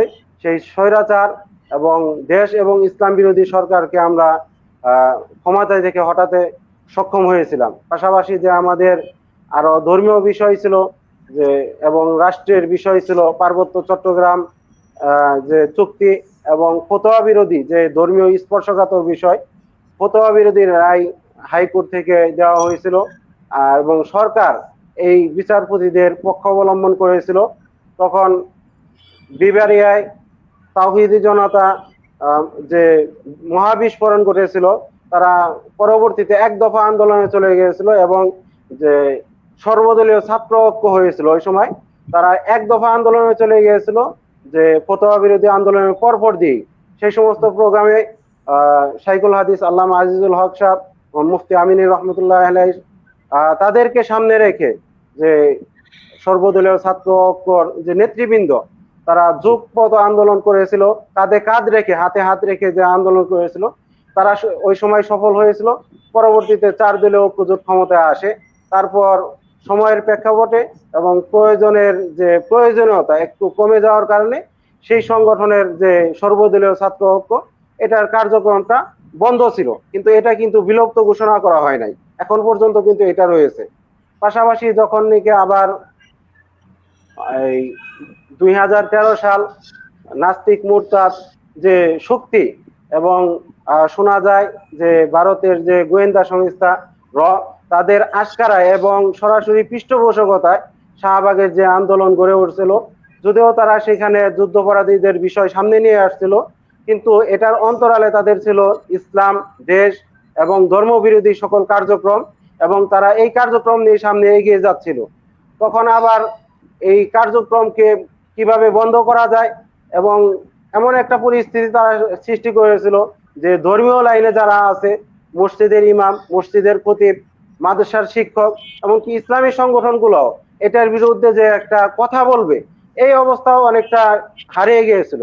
ওই সময় 2013 সালে বাংলাদেশ ইসলামী ছাত্র মজলিস আবার ইসলামী ছাত্র সংগঠন সমূহকে নিয়ে আরেকটা ঐক্যবদ্ধ প্ল্যাটফর্ম দাঁড় করিয়েছিল। এটা ইসলামী ও সমমানা ছাত্র সংগঠনের ঐক্যবদ্ধ প্ল্যাটফর্ম। এটা 2013 সালে তৎকালীন ইসলামী ছাত্র মজলিসের কেন্দ্রীয় সভাপতি জনাব মাওলানা আবুল কাশেম তার প্রতিষ্ঠাকালীন আহ্বায়ক ছিলেন এবং অন্যান্য ছাত্র সংগঠনের যারা যুগ্ম আহ্বায়ক ছিলেন। তখন হেফাজতে ইসলামের যে লং মার্চ, এটা কিভাবে সফল করা যায় এবং নাস্তিক মুরতাদদের যে আস্ফালন, এই বিরুদ্ধে কিছুই বলা যাচ্ছিল না। এই সময় তাদের আস্ফালন কিভাবে বন্ধ করা যায় এবং এদেশে ইসলামী তাহজিব তামাদ্দুনকে কিভাবে সংরক্ষণ করা যায় এবং ইসলামকে কিভাবে, ইসলাম ধর্মকে কিভাবে প্রতিষ্ঠা করা যায়, এজন্যই একটা বৃহৎ ঐক্যবদ্ধ ছাত্র প্ল্যাটফর্ম দাঁড় করানো হয়েছিল। এবং যে শাপলা চত্বরে যে লং মার্চ হয়েছিল, সেখানে এই ছাত্র সংগঠনগুলা স্বেচ্ছাসেবক লীগের গুরুত্বপূর্ণ ভূমিকা পালন করেছিল। এর পরবর্তীতে লং মার্চ পরবর্তী যে অবরোধ কর্মসূচি ছিল, সেখানে এই ছাত্র সংগঠনগুলোকে নিয়ে ইসলামী ছাত্র মজলিস সহ যে ছাত্র সংগঠনগুলো ছিল, তারা গুরুত্বপূর্ণ একটা ভূমিকা পালন করেছিল। পরবর্তীতে হেফাজতের বিষয়, ওই বিষয়গুলো চলে যাওয়ার পর এই ছাত্র সংগঠনের যে ঐক্যবদ্ধ প্ল্যাটফর্ম, এটার কার্যকারিতাও কিন্তু ওই সময় বন্ধ হয়ে যায়। এটাও কিন্তু আর করা হয় নাই, বিলুপ্ত ঘোষণা করা হয় নাই। মাঝে মাঝে প্রয়োজনের তাগিদে হয়তো আমরা বিভিন্ন ছাত্র সংগঠন একত্রিত হই, আলাপ আলোচনা করি। এর পরবর্তীতে গত বছরের 2019 সালের খুব সম্ভবত সেপ্টেম্বর মাসে, যখন ঢাকা বিশ্ববিদ্যালয়ের ডাকসু কর্তৃক বিশ্ববিদ্যালয়ের ছাত্র সংগঠন, ইসলামী ছাত্র সংগঠন এবং উগ্রবাদী ছাত্র সংগঠনের নাম দিয়েছিল, তারা বলছিল সেখানে কোনো ধর্মভিত্তিক এবং উগ্রবাদী সংগঠন ছাত্র রাজনীতি করতে পারবে না। তখন সর্বপ্রথম ইসলামী ছাত্র মজলিস সমমনা ছাত্র সংগঠনদেরকে নিয়ে সর্বপ্রথম মত বিনিময় করে। আমরা এটা নিয়েও অগ্রসর হয়েছিলাম। সেখানে ইসলামী ছাত্র খেলাফত, তারপরে শাসনতন্ত্র ছাত্র আন্দোলন, খেলাফত ছাত্র আন্দোলন, বাংলাদেশ খেলাফত ছাত্র মজলিস সহ বিভিন্ন ইসলামী সংগঠনকে নিয়ে আমরা সর্বপ্রথম মত বিনিময় করি এবং এটা আমাদের কিছুদিন কন্টিনিউ হয়েছিল। এটি কার্যকারিতায় এই কর্মসূচির কারণে আমাদের যে মত বিনিময় এবং আলোচনা পর্যালোচনার এই বিষয়ে দাবি কর্তৃপক্ষ পরবর্তীতে এই সিদ্ধান্তটা এবং ডাকসু কর্তৃপক্ষ এই সিদ্ধান্তটা তারা ওইখানেই শেষ করে দিয়েছে এবং তারা নিষিদ্ধের বিষয়ে আর চলে যায় নাই। এভাবে বাংলাদেশে বিভিন্ন সময়ে ইসলামী ছাত্র সংগঠন এবং ইসলামী এবং সমমনা ছাত্র সংগঠন ঐক্যবদ্ধ হয়েছে। আমরা বিশ্বাস করি আমাদের ঐক্যবদ্ধ প্রত্যক্ষ এবং পরোক্ষ সবসময় ছিল এবং এখনো আছে। আমাদের যেহেতু প্ল্যাটফর্ম গুলো আমাদের বিলুপ্ত ঘোষণা করা হয় নাই এবং ওইভাবেই রয়েছে, এজন্য আমরা যখন কাঁধে কাঁধ মিলিয়ে একসাথে আন্দোলন করি, হয়তো আমাদের প্রত্যক্ষ ঐক্য থাকে অথবা জনগণ অথবা ছাত্র সমাজ দেখতে পারে। যদি আমরা একই সাথে যদি একই ব্যানারের যদি আন্দোলন নাও করে থাকি, তাহলেও আমাদের ঐক্যবদ্ধ প্ল্যাটফর্ম অবশ্যই আছে এবং আমাদের ঐক্য নাই এই বিষয়টা ধরা যাবে না। এটা আমাদের পরোক্ষ অবশ্য ঐক্য আছে, যেহেতু আমরা ইসলামকে নিয়ে দেশকে নিয়ে এবং সুখী সমৃদ্ধি একটা দেশ বাংলাদেশকে গড়তে চাই সকল ইসলামী ছাত্র সংগঠন এবং দেশপ্রেমিক ছাত্র সংগঠন। এজন্য আমাদের প্রত্যক্ষ এবং পরোক্ষ ঐক্য সবসময় ছিল। আর পাশাপাশি আজকের যে প্রশ্ন, আমরা এই ইস্যুতে ফ্রান্সের ইস্যুতে মহানবী সাল্লাল্লাহু আলাইহি ওয়াসাল্লাম ব্যঙ্গচিত্র অঙ্কন করে এবং তা রাষ্ট্রীয়ভাবে এবং ফ্রান্সের যে প্রেসিডেন্ট ম্যাক্রো তার সরাসরি আশকারায় এবং তার মদদে চরম পর্যায়ে ধৃষ্টতা প্রদর্শন করতেছে। এটা আসলে ছাত্র সংগঠন না, আজকের বিশ্বের 200 কোটি মুসলমানের অন্তরে কুঠারাঘাত করেছে ফ্রান্স এবং ফ্রান্সের প্রেসিডেন্ট এবং ফ্রান্সের প্রশাসন। আমরা এই প্রোগ্রাম থেকেও এর তীব্র নিন্দা এবং প্রতিবাদ জানাই। পাশাপাশি আমি মনে করি আজকে আমরা যে সমস্ত সংগঠন এখানে আসতে পারছি এবং যারা আসে নাই সকলকে নিয়ে আমরা যদি কাছাকাছি সময় একসাথে বসতে পারি, একসাথে আমরা আলোচনা পর্যালোচনা করি, মত বিনিময় করি, তাহলে আমাদের যে পিছের ঐক্যগুলো ছিল, পিছের যে প্ল্যাটফর্ম গুলো ছিল, হয়তোবা আমরাই ছিলাম, এখানে যারা আছে এরাই ছিলাম অথবা অন্যরাও ছিল, এদেরকে নিয়ে আমরা নতুন করে পুনরুজ্জীবিত করতে পারি অথবা নতুন করে আবার নতুন উদ্যমে নতুন ঐক্যবদ্ধ প্ল্যাটফর্ম দাঁড় করাতে পারি।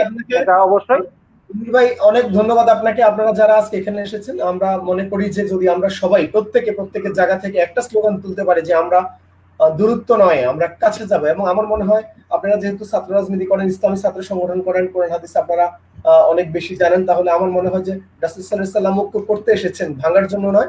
আমরা প্রত্যাশা করব যে আপনারা সবাই ছাত্র সংগঠনগুলো ছোট ছোট বিষয়গুলোকে দূরত্ব রেখে আপনারা সবাই একত্রিত হবেন, সেই প্রত্যাশা আপনি যেমন করছেন আমরাও করছি। আমি আবার একটু সিরাজ ভাই কাছে যাচ্ছি, অনেকক্ষণ সিরাজ ভাই বসে আছেন, কথা বলতে পারছেন না।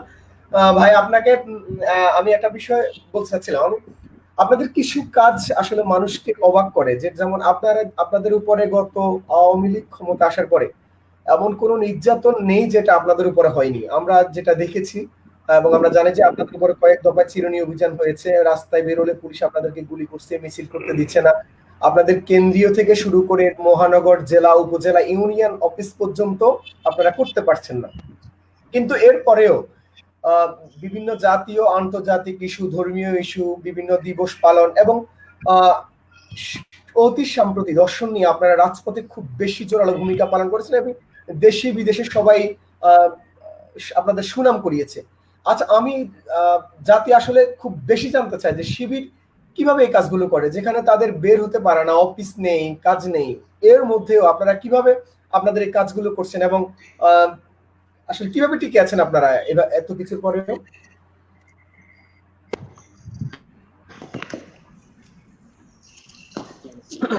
অনেক ধন্যবাদ। আপনার যে প্রশ্নটা করেছেন, আসলেই আপনি বলছেন এটা সবারই প্রশ্ন, আসলে এটা কমন প্রশ্ন, আমরা নিয়মিত এই প্রশ্নের উত্তর দিতে হয়। আমি আপনার প্রশ্নের উত্তরে যাওয়ার আগে যেটা বলতে চাই সেটা হচ্ছে যে এই প্রশ্নের সাথে রিলেটেড আমি একটা পরিসংখ্যান ছোট্ট করে দিব। 2009 থেকে 2013 সাল পর্যন্ত প্রথম আওয়ামী লীগের 5 বছর যেটা ছিল, এই 5 বছরে তারা রাষ্ট্রীয় শক্তিকে ব্যবহার করে, মানে আইন শৃঙ্খলা রক্ষা বাহিনীকে অপব্যবহার করে আমাদের উপর যে নির্যাতনটা করেছিল সেটার একটা ছোট্ট পরিসংখ্যান আমি আপনাকে উপস্থাপন করতে চাই। সেটা আমরা একটা স্মারক করেছিলাম 2014 সালে, প্রায় 750 পৃষ্ঠার একটা স্মারক। সেখানে আপনি অনেকগুলা তথ্য দেখিয়েছি, তার মধ্যে একটা তথ্য বলছি যে এই 5 বছরের মধ্যে আমাদের গ্রেপ্তার হয়েছে 28,723 জন কর্মী। তাদেরকে টোটাল যে প্রত্যেকে জেল খেটেছেন সেই জেল খাটা দিনের সংখ্যা যোগ করলে আমরা পাই ওই সময়ে যে 7,40,969 দিন, যেটা প্রায় হিসাব করলে 2030 বছর। দেখেন, বোঝার সুবিধার্থে আমি বলি যে 2020 সাল এখন, যখন থেকে গণনা শুরু হয়েছে তখন থেকে গুনতে 2020 সাল পর্যন্ত এসেছি। আর এই যে দিন কয়েক, যে এই অল্প সময়ের ভিতরে যে আমাদের উপরে যে জেল দেওয়া হয়েছে, জেল খেটেছে আমাদের ভাইরা, সেটার পরিমাণই এর চেয়েও বেশি, 2030 বছর। এরপরে আমাদের সেখানে রিমান্ড দেওয়া হয়েছে, রিমান্ডের নির্যাতন করা হয়েছে 10,938 জন কর্মীকে, যেটা দিন সংখ্যা যোগ করলে এটা দাঁড়ায় 15,475 দিন, যেটা হলো প্রায় 43 বছর। তো এই যে বিশাল নির্যাতন হয়েছে, এর সত্ত্বেও আপনার প্রশ্ন হচ্ছে যে আমরা এরপরে আমাদের প্রতিবাদী কণ্ঠস্বর কিভাবে জারি রেখেছি, কেন জারি রেখেছি, কিভাবে জারি রেখেছি, তার এক কথায় উত্তর বলতে গেলে শব্দ আরো কোন বাড়ছে বোধ হয়। আর ফোনে জানি কল হচ্ছে ভাই, কলটা একটু ধরবেন বা লাইনটা একটু কেটে দিবেন। জি জি জি জি। তো যেটা বলছিলাম যে এত কিছুর মধ্যেও আমরা আমাদের কণ্ঠস্বর জারি রেখেছি কিভাবে, আসলে আল্লাহর রহমত ছাড়া আর কিছু না। আর কেন জারি রেখেছি সেটা যদি বলি, এক কথায় বলতে গেলে এটা আমাদের ইমানের দাবির কারণে। আমাদের ইমান আমাদেরকে অন্যায় জুলুমের বিরুদ্ধে প্রতিবাদ করতে তাড়িত করে। আমি যদি একটু ব্যাখ্যা করে বলি, আসলে আমাদের ইসলামী ছাত্র শিবির সহ ইসলামী আন্দোলনগুলোর মূল লক্ষ্য হচ্ছে দুনিয়াবী স্বার্থ হাসিল নয়, বরং দুনিয়ায় মানুষের কল্যাণ সাধন করে আল্লাহ তাআলাকে সন্তুষ্ট করা। সূরা আলী ইমরানের 110 নম্বর আয়াতের মধ্যে আল্লাহ তাআলা মুসলমানদেরকে দায়িত্ব দিয়ে বলেছেন, কুনতুম খায়রা উম্মাতিন উখরিজাত লিন-নাসি তা'মুরুনা বিল মা'রুফি ওয়া তানহাউনা আনিল মুনকার, যে তোমরাই সর্বোত্তম জাতি, তোমাদেরকে বের করা হয়েছে মানুষের কল্যাণের জন্য, সৎ কাজের আদেশ করো আর অসৎ কাজে নিষেধ করো। এই যে আল্লাহর নির্দেশ, সেটা আমরা পালন করতে চাই। এবং এই পালন করতে গিয়ে যদি আমরা যা সুযোগ আছে তা কাজে লাগাতে হবে। আল্লাহ রাসূল সাল্লাল্লাহু আলাইহি ওয়াসাল্লাম বলেছেন, মান রাআ মিনকুম মুনকারান ফালিয়ুগাইয়িরু বিয়াদিহি ফাইল্লাম ইয়াস্তাতি ফাবিলিসানিহি ওয়া ইল্লাম ইয়াস্তাতি ফাবিকলবিহি যালিকা আদাফুল ঈমান। অর্থাৎ তোমার যদি কোনো অন্যায় কাজ হতে দেখো, খারাপ কাজ হতে দেখো, তাহলে সেটা শক্তি দ্বারা প্রতিহত করো। যদি সেটা পসিবল না হয় তাহলে সেটা মুখ দ্বারা প্রতিহত করো। যদি সেটাও সম্ভব না হয়, যদি সেটাতেও তোমরা পারদর্শী না হও বা সক্ষম না হও, তাহলে সেটা অন্তর দ্বারা প্রতিহত করো। ব্যাখ্যা হিসেবে আসছে অন্তর দ্বারা সেই কাজটিকে ঘৃণা করো এবং সেটাকে পরিবর্তন করার জন্য পরিকল্পনা করো। যালিকা আদাফুল ঈমান, এটাই ঈমানের সর্বনিম্ন পর্যায়ে। অর্থাৎ ঈমান যদি কারো থাকে তাহলে অবশ্যই সে অন্যায় কাজকে প্রতিহত না করে সে থাকতে পারবে না। তো এইটাই হচ্ছে আমাদের মূল বিষয়। সেজন্য আমরা যেটা করি, আমাদের শক্তি দ্বারা প্রতিহত করার সুযোগ নাই হয়তো, সেই জন্য আমরা তখন আমাদের এই মুখ দ্বারা প্রতিহত করার ভয়েস রেইজ করি আমরা অন্যায়ের বিরুদ্ধে। তো সেটা করতে গিয়ে আমরা মিছিল করি, মিটিং করি। যেমন আপনি দেখেছেন যে সিলেটের যে ঘটনা এমসি কলেজে, সেটা, তারপর হচ্ছে বেগমগঞ্জের যে ঘটনা, সেই ঘটনাগুলোর সময় আমরা আসলে খুব কষ্ট পাচ্ছিলাম যে বাংলাদেশের এই স্বাধীন দেশের মধ্যে নারীরা তারা চলতে পারবে না, তাদের উপর নির্যাতন করা হবে, তাদেরকে এরকম ভাবে তারা তাদের কান্নাটা আসলে প্রত্যেকটা মানুষই কাঁদিয়েছে বাংলাদেশের মানুষকে। তো সেক্ষেত্রে এই জিনিসটা বন্ধ করা, প্রতিহত করাটা আসলে ইসলামী ছাত্র সংগঠন হিসাবে, মুসলমান হিসেবে আমাদের দায়িত্ব। এবং এখানে আমি একটা পরিসংখ্যান বলি, সেটা হচ্ছে ইসলামী ছাত্র মজলিসের সাবেক কেন্দ্রীয় সভাপতি সাইমুল সাদি ভাই একটা পোস্ট দিয়েছিলেন ফেসবুকে এবং জরিপ করেছেন সেই জরিপের মধ্যে কারা কি আন্দোলন করেছে এটা দেখার জন্য। এবং সেই জরিপের ফলাফল তিনি প্রকাশ করেছেন যে এই সময়ে দামরাও আন্দোলন করেছে, ডানরাও আন্দোলন করেছে, ইসলামী সংগঠনেরাও আন্দোলন করেছে, এবং এই আন্দোলনগুলোর মধ্যে বেশিরভাগ, সিংহভাগ আন্দোলন বা মিছিল করেছে আসলে মূলত ইসলামিক সংগঠনগুলো। আলহামদুলিল্লাহ, এটা মিডিয়া হয়তো আসে নাই, কিন্তু আমরা আমাদের ইমানের তাগিদে সেই কাজটা করেছি। আমি আরেকটা জিনিস এখানে বলতে চাই, সেটা দেখেন যে আমরা ইসলামী ছাত্র শিবিরের প্রত্যেকটা কর্মী শুধুমাত্র আল্লাহকে সন্তুষ্ট করার চূড়ান্ত লক্ষ্য নিয়েই আমরা কাজ করি এবং আমরা শপথবদ্ধ হয়ে কাজ করি। এই জন্য আমরা কখনো কোনো আমাদের উপর বাধা আসলে বিচলিত হই না। কারণ কি, আল্লাহ রাসূলকে যখন আল্লাহ তাআলা দায়িত্ব দিয়েছেন ইসলামকে বিজয়ী করতে হবে, সেই সময় তিনি বলে দিয়েছেন যে এরকম আঘাত আসতে পারে। সূরা সফের 9 নম্বর আয়াতে আমরা দেখি যে ওয়াল্লাযী আরসালা রাসূলাহু বিল হুদা ওয়া দীনিল হাক্কি লিইয়ুযহিরাহু আলা দ্বীনি কুল্লিহি ওয়ালাউ কারিহাল মুশরিকুন।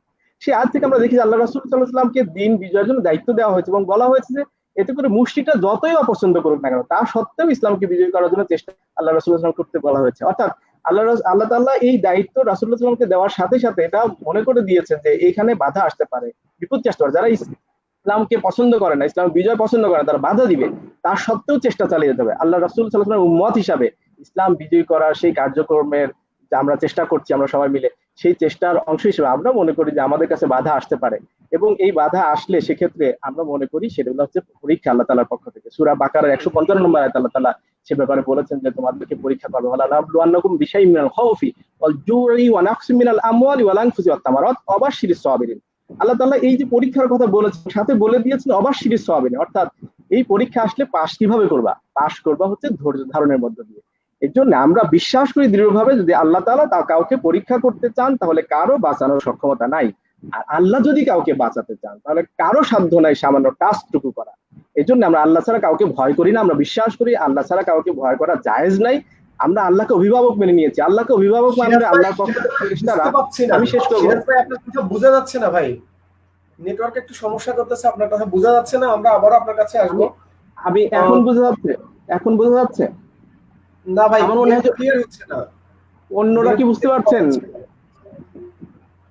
মনির হোসেন ভাই বোঝা যাচ্ছে?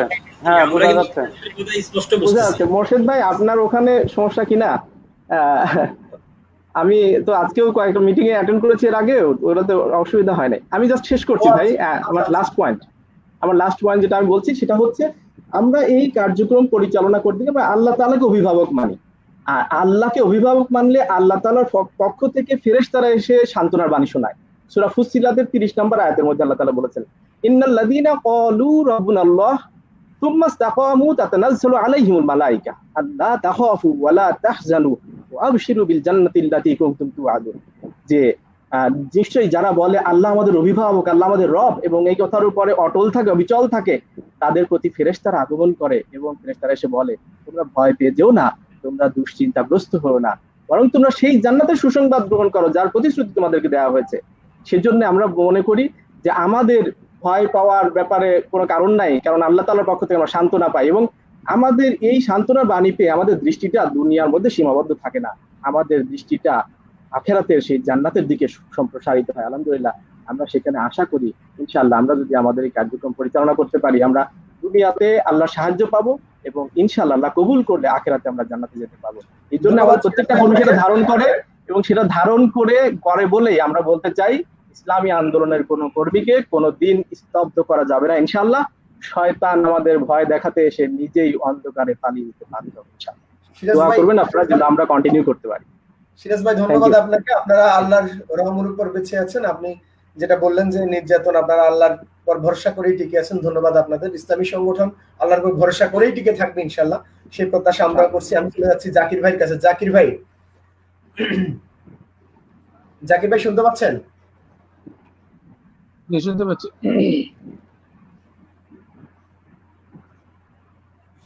জাকির ভাই শুনতে পাচ্ছেন আমার? জি আমি শুনতে পাচ্ছি ভাইয়া।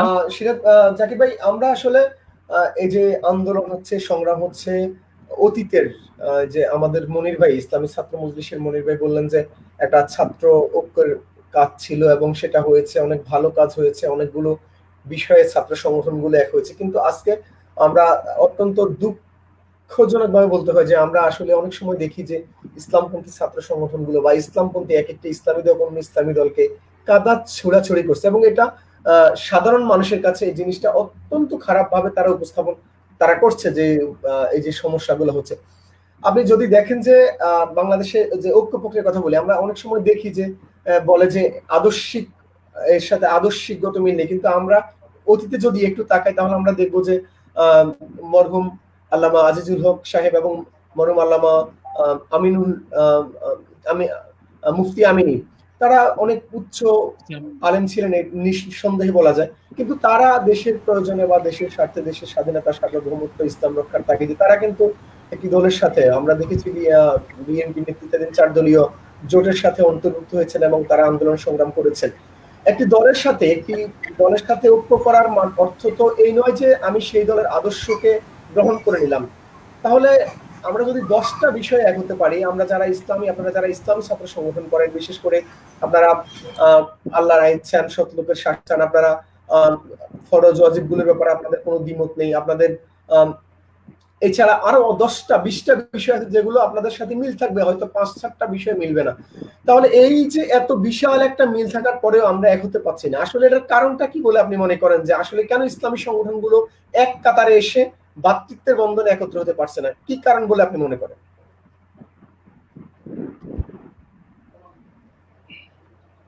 ধন্যবাদ। ইসলামী ছাত্র মজলিসের সম্মানিত সেক্রেটারি জেনারেল মনির ভাই উনি বলে গিয়েছেন যে আসলে আমাদের মৌলিকভাবে আমরা কোনো সময় অনৈক্য নই।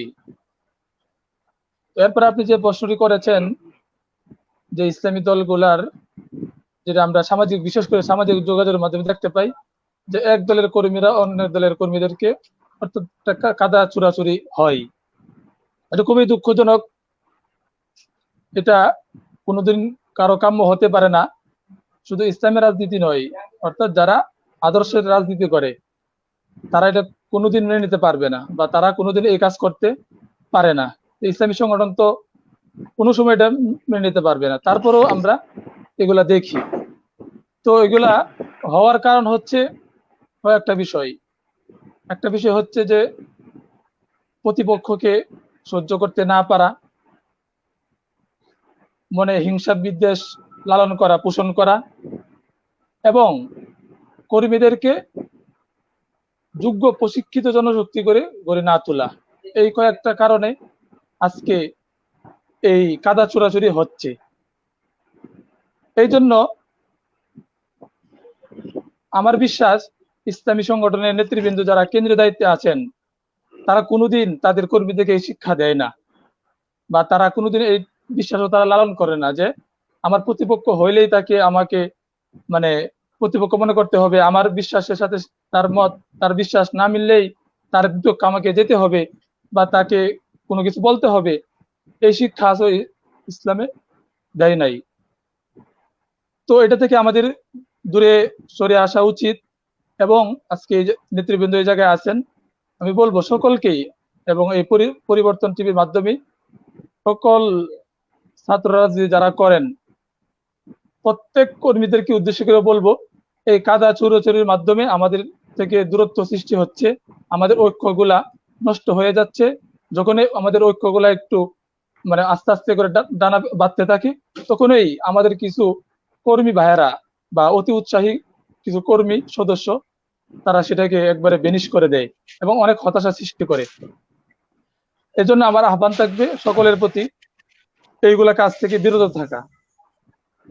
আরেকটা যে বিষয়টা আপনি প্রশ্ন করেছেন যে বাধা, আসলে আমাদের ভিতরে আমি শুরুতে বলছি মৌলিকভাবে অনৈক্য নয়। তারপরেও আমরা এক কাতারে একবারে এসে কেন আমরা আন্দোলন করতে পারতেছি না? এটার অন্যতম একটি কারণ হচ্ছে যে আমাদের ভিতরে ছাড় দেওয়ার মন মানসিকতা নেই। প্রত্যেকের অবস্থান নিয়ে আমরা ঠিক থাকতে চাই। ইসলামের স্বার্থেও যে কিছু ছাড় দিতে হয় কোনো সময়, যেটা ইসলামের শিক্ষা, সেটা আমরা দিতে পারি না। আমরা কি দিতে না পারার কারণে আমরা ইসলামী সংগঠন করি, আমরা প্রত্যেকে আপনারা জান্নাতের মুক্তির জন্য ইসলামী সংগঠন করেন, এটা আমি মনে করি। যারা জান্নাতে যাওয়ার জন্য সংগঠনে আবদ্ধ হয় তারা কি কাউকে প্রতিদ্বন্দ্বী ভাববে না প্রতিযোগী ভাববে? আমি একটা বিষয়ের প্রতিপক্ষ, এটা কোনোদিন হতে পারে না, এটা কোনোদিন হতে পারে না। যারা আমরা ইসলামী রাজনীতির সাথে যুক্ত, যারা আমরা ইসলামকে বিজয়ী করার জন্য, আল্লাহর দিনকে এই দুনিয়াতে প্রতিষ্ঠিত করার জন্য, আল্লাহর দিনের গৌরব রক্ষা করার জন্য যারা আমরা আন্দোলন করতেছি, আসলে রাজনীতি না। আমি এই জায়গায় একটা বিষয় বলি, আসলে রাজনীতি বলতে গেলে বর্তমান সমাজে, অর্থাৎ রাজনীতি শব্দটা আমাদের সমাজে এরকম একটা প্রতিষ্ঠিত হয়ে গিয়েছে, রাজনীতি বললেই মানুষের ভিতরে একটা অন্যরকম একটা আতঙ্ক কাজ করে, যে রাজনীতি মানেই হানাহানি, মারামারি, চাঁদাবাজি, টেন্ডারবাজি। এই জন্য আমি ইসলামী আন্দোলন বলতে চাই, অর্থাৎ আমরা যারা আল্লাহর দিনের গৌরবকে রক্ষা করার জন্য ইসলামী আন্দোলন করতেছি, তাদের ভিতরে কোনোদিন এই বিশ্বাস থাকতে পারে না একজনকে আরেকজন প্রতিপক্ষ মনে করা, এটা সে কোনোদিন মনে করতে পারে না। ভাবে ইসলামী আন্দোলন করে থাকি। এই জন্য আমাদের বিশ্বাস এবং আমাদের সংগঠনের শিক্ষা, আমি বিশ্বাস করি সকল ইসলামী সংগঠনের শিক্ষা, যে যারা আমাদের ইসলামকে লালন করি তারা একজন আরেকজনের সহযোগী, প্রতিদ্বন্দ্বী কখনোই না, একজন আরেকজন সহযোগী। এই জন্য এই ধন্যবাদ আপনাকে বিশ্বাসটা ভাই, প্রত্যেকে অনেক লালন ধন্যবাদ। করতে হবে। আমি খুরশেদ ভাইয়ের কাছে ধন্যবাদ। চলে যাচ্ছি। খুরশেদ ভাই, জাকির বিল্লাহ ভাই আসলে নেটওয়ার্ক সমস্যা আছেন এবং ওনার এখানে কারেন্ট চলে গেছে, আমি জেনেছি, উনি মেসেজ করেছেন। তো আচ্ছা। একটু সমস্যা হচ্ছে, ওনাকে একটু সময় দিচ্ছি পরে। খুরশেদ ভাই যে কথাটা বললেন জাকির ভাই, যে আসলে আমরা ইসলামী মনা রাজনীতি যারা করছি তারা একে অন্যকে হিংসা করছি এবং প্রতিপক্ষ মনে করা হচ্ছে। আসলে ইসলামী রাজনীতিতে হিংসা করা এটা কতটা মানে জায়েজ কিনা, এটা তো না জায়েজ না জায়েজের বিষয় হয়ে গেছে যে একজনকে হিংসা করা, প্রতিপক্ষ ভাবা। আমরা তো প্রত্যেকে প্রতিযোগী ভাববো। একটি কাজ আমরা করতে যাবো, একটি ভালো কাজ, একটি উদ্দেশ্য যেহেতু আমাদের সবার এক, আমাদের উদ্দেশ্য যেহেতু এক, তাহলে আমরা একজনকে প্রতিপক্ষ ভাববো না প্রতিযোগী ভাববো? ধন্যবাদ মোর্শেদ কামাল ভাই আপনাকে। আমাদের জাকির ভাই খুব সুন্দরভাবে বলেছেন। আপনি তো অলরেডি মানে মাসালে অবতরণ করছেন যে জায়েজ কিনা। প্রথম উত্তরে এক কথা বলে দিই, আমি মাসালা বলবো, ফতুয়া দিব না, যে হিংসা করা জায়েজ নেই, ঈর্ষা করা জায়েজ। আমি সিরাজ ভাইয়ের কাজকে দিকে ঈর্ষা করতে পারবো, কিন্তু হিংসা করবো কেন? কারণ ওনার আমার মাকসাদ তো এক, আমাদের মঞ্জিলের মাকসাদ এক, আমাদের উদ্দেশ্য এক। আমার সহকর্মী বা আমাদের বন্ধুপ্রতিম ছাত্র সংগঠন, ইসলামী গণনা ছাত্র সংগঠন এগিয়ে যাবে, সবাই এগিয়ে যাবে, এটা তো আমাদের মনের আশা আকাঙ্ক্ষা। যে কাজটা আমি করতে পারি, আমার ভাই করতেছে, এটা তো আমার মনের, এটা তো আমাদের খুশি হওয়ার দাবি রাখে। এখানে হিংসা করার কোনো কিছু নেই। আমাদের মুফতি আমনি রহমতুল্লাহ আলাইহির একটা কথা আমার খুবই মনে পড়ে এখন আপনাদের এই আলোচনা থেকে। তাহলে মুফতি আমনি রহমতুল্লাহ আলাইহি কথা বলতেন যে আমাদের মাঝে ঐক্য না হওয়ার সবচেয়ে বড় কারণ হলো যে হি এবং বির মধ্যে পার্থক্য। আমরা সকলেই নিজকে মানে হক মনে করি, যে আমি হক আর বাকি সব বেহক। মানে আমি দুর্ভাগ্যজনক ভাবে খুরশেদ ভাইয়ের সময় সম্ভবত খুরশেদ ভাই লাইনটা কেটে বলছেন বা চলে গেছেন। তো তিনি আসা পর্যন্ত আমরা অপেক্ষা করছি। আমি খুরশেদ ভাই আবারও আসছেন, যোগ হচ্ছেন। আমি মনে হয় যখনই কথা বলি তখনই আমার ডিস্টার্ব হয়, আর যখন শুনতে থাকি তখন ঠিক থাকে। যাই হোক, বলতেছিলাম মুফতি আমনি রহমতুল্লাহ আলাইহির কথা বলতেন যে আমাদের মধ্যে যে মন মানসিকতা, তা হলো যে যার কারণে আমাদের ঐক্য করা হয় না, যে আমরা সকলেই মনে করি যে আমি নিজেই হক, আমার দলটাই হক, নিজেকে হক মনে করি, অন্যদেরকে আমি হক মনে করি না। মানে হাম বি হক হে। আসলে বিষয় এমন হওয়া উচিত নয়। আমি নিশাব রহমতুল্লাহ আলাইহি বলতেন যে তোমাদের মনের ভিতরে এই জিনিসটা লালন করো যে হাম বি হক হে, আওয়ার বি হক হে, আমরাও হক, আমরাও সত্যের পথে আসি, সত্যের পথের প্রতীক আরো রয়েছে। এই মন মানসিকতা এটা তৈরি করতে হবে, লালন করতে হবে। তাহলে এই যে মানে কাদা সরাসরি এই রেশারেশি এগুলা থাকবে না। অতএব আমি সকল উদাত্ত আহ্বান জানাবো যে আমাদের মঞ্জিল মাকসাদ যেহেতু এক, আমাদের সকলের ইচ্ছা হলো যে আল্লাহর এই জমিনে বাংলাদেশ তথা পুরো বিশ্বের মধ্যে দিনের ইসলামের জানটাকে কি করা, আমার ইসলাম খেলাফতকে কায়েম করা, ইসলামের জানটাকে উত্তোলন করা। অতএব আমাদের এক একজনের এক এক প্রক্রিয়া হবে কাজের, এক একজনের কাজের এক এক সিস্টেম হবে, এক এক কাইফিয়ত হবে। এটা যার যার কৌশল হতে পারে। যেমন আমি যদি একটা মাযহাব নিয়ে আপনাকে উদাহরণ দিই, মাযহাব 4টি, যে কোনো একটি যদি আমি পালন করি আমার আদায় হয়ে যাবে, যদি আমি মুস্তাহিদ না হই। তদ্রূপ আমাদের জাকির ভাইদের একটা মানে কাজের সিস্টেম হতে পারে, আমাদের ছাত্র খেলাফত আমিন হিসাবে আমাদের একটা প্রোগ্রাম হইতে পারে, সিরাজ ভাইদের আরেকটা মানে আরেকটা কৌশল হইতে পারে, হতে পারে, এটা যার যার কৌশল হইতে পারে। বাকি আমাদের সকলেরই উদ্দেশ্য এক। অতএব আমরা একে অন্যের সহায়ক, আমরা একে অন্যের সাথে কাজ মিলেই কাজ করতে চাই। মনির ভাই একটু আগে আপনাকে যা শুনিয়েছেন, আমি ওনার সাথে তাল মিল আরেকটু এগিয়ে যেতে চাই যে ইসলামের প্রাচীন অগ্নে আমরা যখনই প্রয়োজন মনে করি তখন কিন্তু আমরা সকল ভেদাভেদ বলে আমরা এটা এক কাতারে আসি। এই দৃষ্টান্ত মনির ভাই বলছে একটু আগে, আমাদের অনেক বুড়ি বুড়ি দৃষ্টান্ত আছে। এই সিরাজ ভাই মনে থাকো কথা যে ফতুয়া বিরোধী আন্দোলনের আগে যখন একটা ছাত্র ঐক্য হলো, এই যে মুক্তাঙ্গনে আপনার ছাত্র শিবির আর আমাদের ছাত্র খেলাফত ছিল, আপনার খেয়াল আছে কিনা? তখন আমি ঢাকা মহানগর সেক্রেটারি ছিলাম। অতএব আমাদের এই যখনই ইসলামের মানে দেশ এবং জাতি ইসলামের কাজ মানে এই অবস্থার কারণে আমরা যে কোনো মুহূর্তে ঐক্য হইতে পারি। বাকি হ্যাঁ, এই মুভমেন্টে এই শিশু ঐক্য হইতে পারি না কেন, এটা আমাদের এক অন্যের মনের দূরত্বের জন্য নয়। এই যে একটু আগে যে সিরাজ ভাই বললো যে রাষ্ট্রীয় যারা ক্ষমতা আছেন তাদের রাষ্ট্রীয় শক্তিকে ব্যবহার করে আমাদেরকে ডিবেট করে রাখতেছেন, এবং তাদের এই কলা কৌশলের কারণে আমরা হয়তো অনেক ক্ষেত্রে এইভাবে ওপেন বলা অনেকটা উচিত নয়। হয়তো আমাদের ওদের এই কিট মানে কূট কৌশল বলবো আমি, কূট কৌশলের কারণে আমরা হয়তো অনেকটাই আমার এক মঞ্চে মানে সরাসরি আসতে পারি না।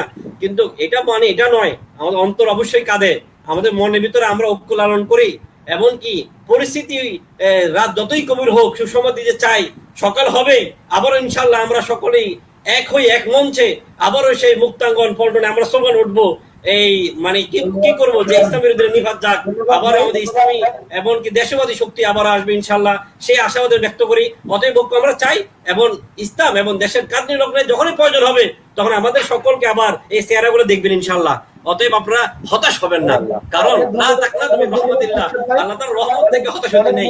হতাশ হওয়া ডিপ্রেশনের বগেরা গুনাহ, অতএব হতাশ হওয়া যাবে না ইনশাল্লাহ। কামাল ভাই, আমরা একে অন্যের কাদা ছোড়াছড়ি হয়তো আমাদের কিছু সামাজিক যোগাযোগ মাধ্যমে দেখছেন, আমাদের যারা নেতৃস্থানীয় লোক, যারা নেতা, তাদের কারোর লেখা আপনি এগুলো পাবেন না। হয়তো অতি উৎসাহী হয়ে আমাদের অনেক কর্মীরা হয়তো লিখে ফেলে বলে, অতএব এটা কোনো সংগঠন দায়ভার নেয় না। অবশ্যই আমরা আরো বেশি বেশি প্রশিক্ষণ বাড়াই দিলে আমাদের কর্মীদের কাছে যাবে, আবার আমরা সেই আগের মতো শুনানি দিয়ে ফিরে আসবো, সে আশাবাদ ব্যক্ত রাখি। আমি আবারও কিন্তু পরিবর্তন টিভিকে ধন্যবাদ জানাচ্ছি যে একটা সুন্দর আয়োজন করার জন্য। ধন্যবাদ মনির ভাই। আপনি বলতেন যে আপনাদের আমরা কি একটা প্রত্যাশা করতে পারি যে বিশ্বব্যাপী যে আজকে রাসূল সাল্লাল্লাহু আলাইহি ওয়াসাল্লামের যে অবমাননা চলছে, ক্ষুদ্র ক্ষুদ্র মিছিল হচ্ছে, শিবির আলাদা করছে, খেলাফত মজলিস আলাদা করছে, খেলাফত আন্দোলন করছে, আমরা কি একটা প্রত্যাশা করতে পারি যে সকল ছাত্র সংগঠন একসাথে ঢাকায় আমরা একটা মিছিল দেখতে পারবো? এটাকে আমরা প্রত্যাশা করতে পারি ভাই? ধন্যবাদ প্রিয় সঞ্চালক। আসলে যে একসাথে শুধু মিছিল না, আমরা একসাথে আরো বড় কিছু করতে পারি, এটা তো বিশেষত আমরা যারা ছাত্র সংগঠন পরিচালনা করি মাঠ পর্যায়ে কিন্তু আমাদের চাইতো অনেক বেশি ছাত্র সমাজ এবং যারা আমাদের বিভিন্ন স্তরের জনশক্তি আছে তৃণমূলে, তাদের আশা এবং আকাঙ্ক্ষা কিন্তু আমাদের চাইতো অনেক বেশি এবং তাদের আমাদের নিকট প্রত্যাশা অনেক বেশি। আর ঢাকা শুধু একটা মিছিল না, আমরা তো পূর্বে এর চাইতে অনেক বড় বড় কর্মসূচিও পালন করছি, কাঁধে কাঁধ মিলিয়ে, হাতে হাত রেখে এবং সকলে মিলে ঐক্যবদ্ধ প্ল্যাটফর্মে। এটা অবশ্যই সম্ভব। এটা আস্তে আস্তে আমাদের আরেকটু কাছাকাছি আসতে হবে। হয়তোবা এখন সবাই আমরা কিন্তু ঢাকা থাকি, কেন্দ্রীয় সংগঠন আজকে যারা এখানে আছে অথবা বাংলাদেশের যে কোনো ছাত্র সংগঠন অথবা যে কোনো সংগঠনের কেন্দ্রীয় কার্যালয় কিন্তু ঢাকায়। এই হিসাবে প্রত্যেক সংগঠনের কেন্দ্রীয় দায়িত্বশীল ঢাকায় থাকেন, প্রয়োজনের তাগিদে দেশের বিভিন্ন অঞ্চলে সফর করেন। এই জন্য হয়তোবা আমরা যদি কাছাকাছি একসাথে বসতে পারি, একসাথে যদি সবাই মিলে চা খাইতে পারি, একটা আড্ডা দিতে পারি, সেই আড্ডাটা, সেই চার আড্ডাটাই হয়তোবা এটা বৃহৎ একটা কর্মসূচি নেওয়ার একটা প্রথম ধাপ হইতে পারে।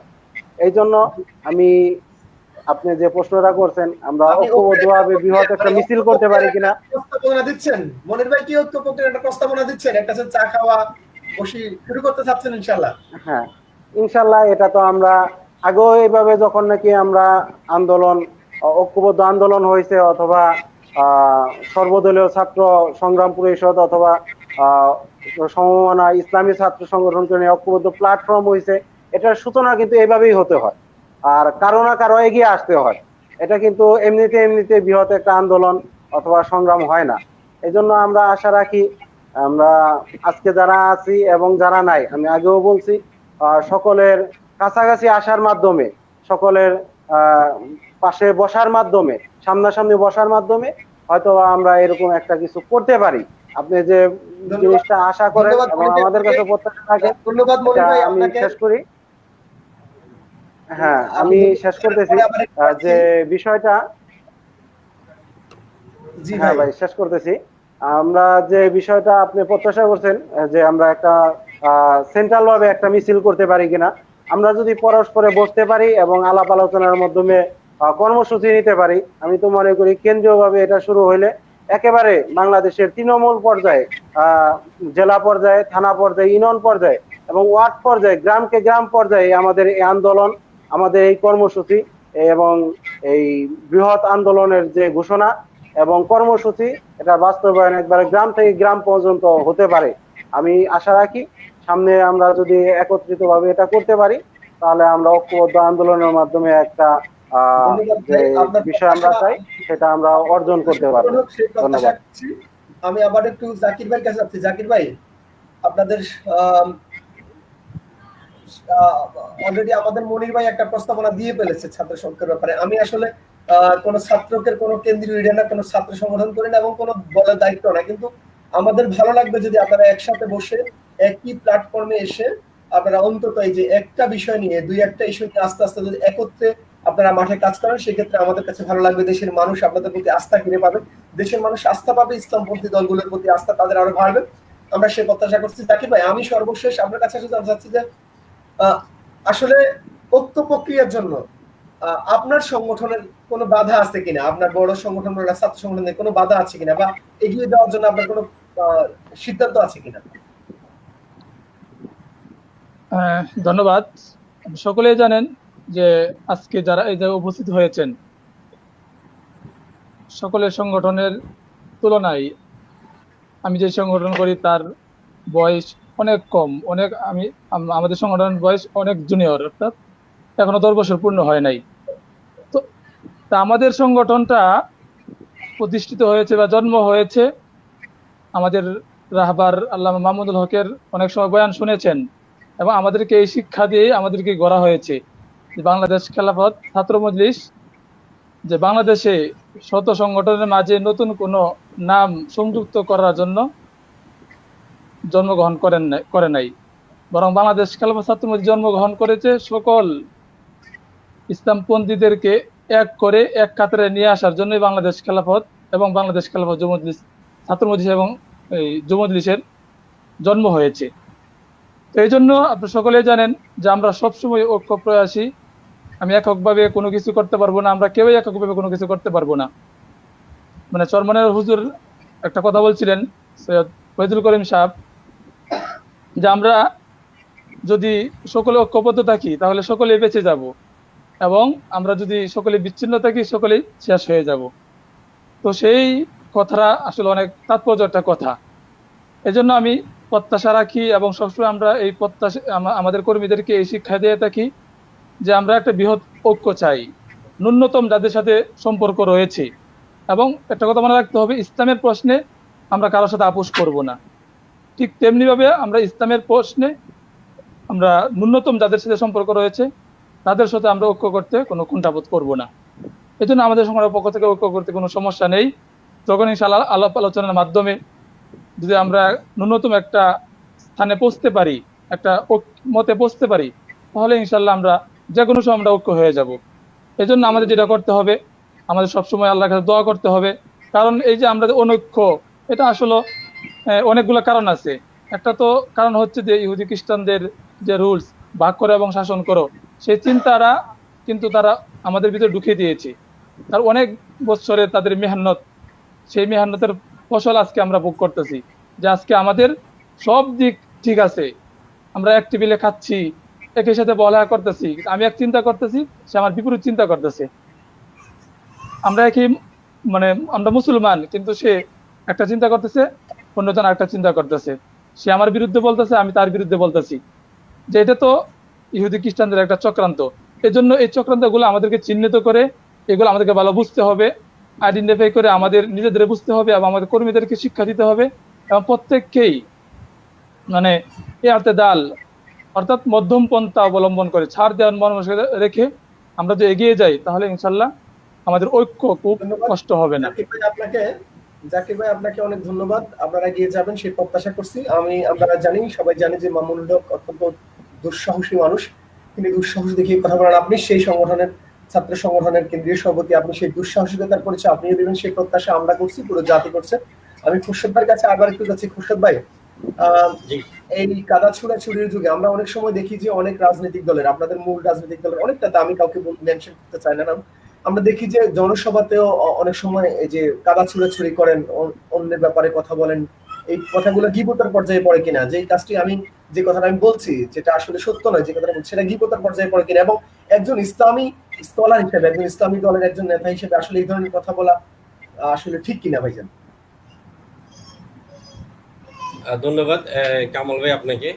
বিষয়টা হলো যে আমি আমার রাবাত থেকে যা শিখেছি, আপনারা যারা এখানে আছেন সবাই অনেকে আছেন মুফতি ফজলুল কামিল রহমতুল্লাহ আলাইহি, ওনার জীবদ্দশায় এমন ওনার যতই মঞ্চে বক্তৃতা শুনেছি বা এখানে যারা আছেন তারা শুনছেন, আমি কখনো শুনি নাই যে উনি ওনার মানে উনি অন্য কোন ব্যক্তির সরাসরি সমালোচনা করছেন।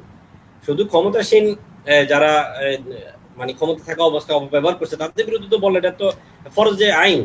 বাকি উনি কোন মানে নিজের স্বার্থ হাসিল করার জন্য কোন নেতার বিরুদ্ধে কখনো কোনো মঞ্চে কথা বলছেন বা গীবত করছেন বা কারোর বদনাম করছেন, এগুলো আমি কখনো শুনিনি। আর এটা উচিত নয়।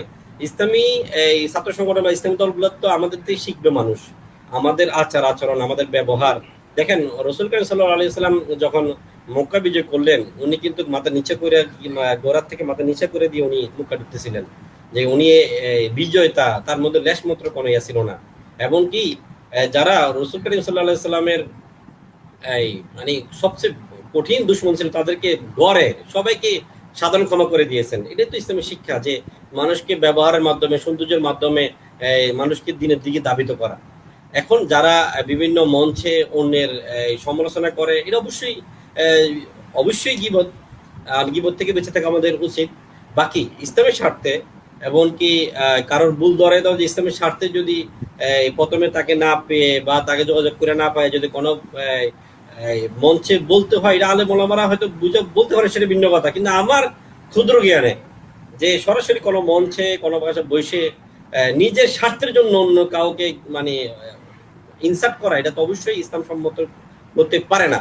বাকি বিভিন্ন সিচুয়েশনের কারণে কোনো সময় আলেম ওলামারা কারো নাম দিয়ে এরা অজাহাত করে, স্পষ্ট করতে চায়, সেটা ভিন্ন বিষয়। অতএব এই বিষয়গুলো বুঝতে হবে। আমি আবারও বলি, আমার ক্ষুদ্র জ্ঞানে স্বাভাবিকভাবে, কামাল ভাই আপনি যেটা বলতে চাচ্ছেন, যে স্বাভাবিকভাবে আমরা একে অন্যের যেভাবে মঞ্চের মধ্যে অন্যের গীবত করি বা অন্যের দোষ পর মানে দোষ চর্চা করে থাকি, এটা কোনোভাবে শরীর সম্মত নয় আর উচিত নয়। আর ইসলামী রাজনীতি আমরা যারা করি তাদের তো আরো সচেতন বেশি হওয়া উচিত, এবং তাদেরকে তো আরো বেশি বেশি খেয়াল রাখা উচিত, যে আমার এই জবান থেকে, রাসূল সাল্লাল্লাহু আলাইহি ওয়াসাল্লাম তো বলছেনই যে একটা হাদিস তো অনেকে আছে, জবান থেকে যে কথা বের হয়ে যাবে সেটা তো ফিরে আসবে না। এই জবান এবং দুই রানের মাঝখানের জায়গাগুলো যদি আমরা সঠিকভাবে হেফাজত করতে পারি, তাহলে জান্নাতের রাস্তা সহজ হয়ে যায়।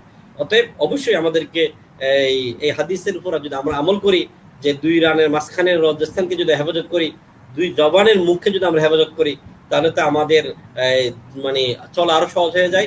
আমি আপনার মাধ্যমে, পরিবর্তন টিভির মাধ্যমে উদাত্ত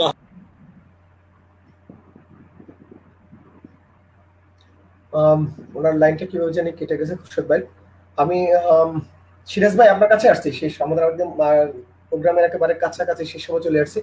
সিরাজ ভাই, আপনারা হচ্ছেন বাংলাদেশের এখন পর্যন্ত বাংলাদেশের ছাত্র রাজনীতির, এবং আপনারা সেটা দাবি করেন যে দক্ষিণ পূর্ব এশিয়ার সবচেয়ে বড় ইসলামী ছাত্র সংগঠন, আপনারা সবসময় নিজেদেরকে দাবি করেন।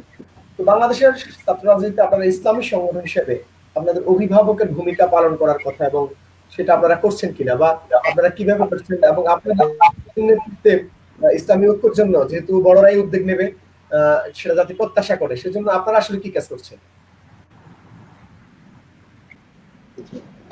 অনেক ধন্যবাদ। আলহামদুলিল্লাহ, খুব চমৎকার বিষয়ে আলোচনা হচ্ছে। আমি ইসলামী সংগঠনগুলোর ঐক্যবদ্ধতার ব্যাপারে যদি একটু আলোকপাত করতে চাই। আসলে আমরা ইসলামী ছাত্র সংগঠনগুলোর মধ্যে ঐক্যের কথা বলার আগেও যেটা বলতে চাই, সেটা সব মুসলমানই তো আসলে এক। সারা বিশ্বের সমস্ত মুসলমানকে একটা দেহের সাথে তুলনা করা হয়েছে। সারা বিশ্বের সকল মুসলমান একটা দেহের মতো। কোথা থেকে শব্দ আসছে কি একটু মিউট করে নিলে বোধহয় ভালো হয়।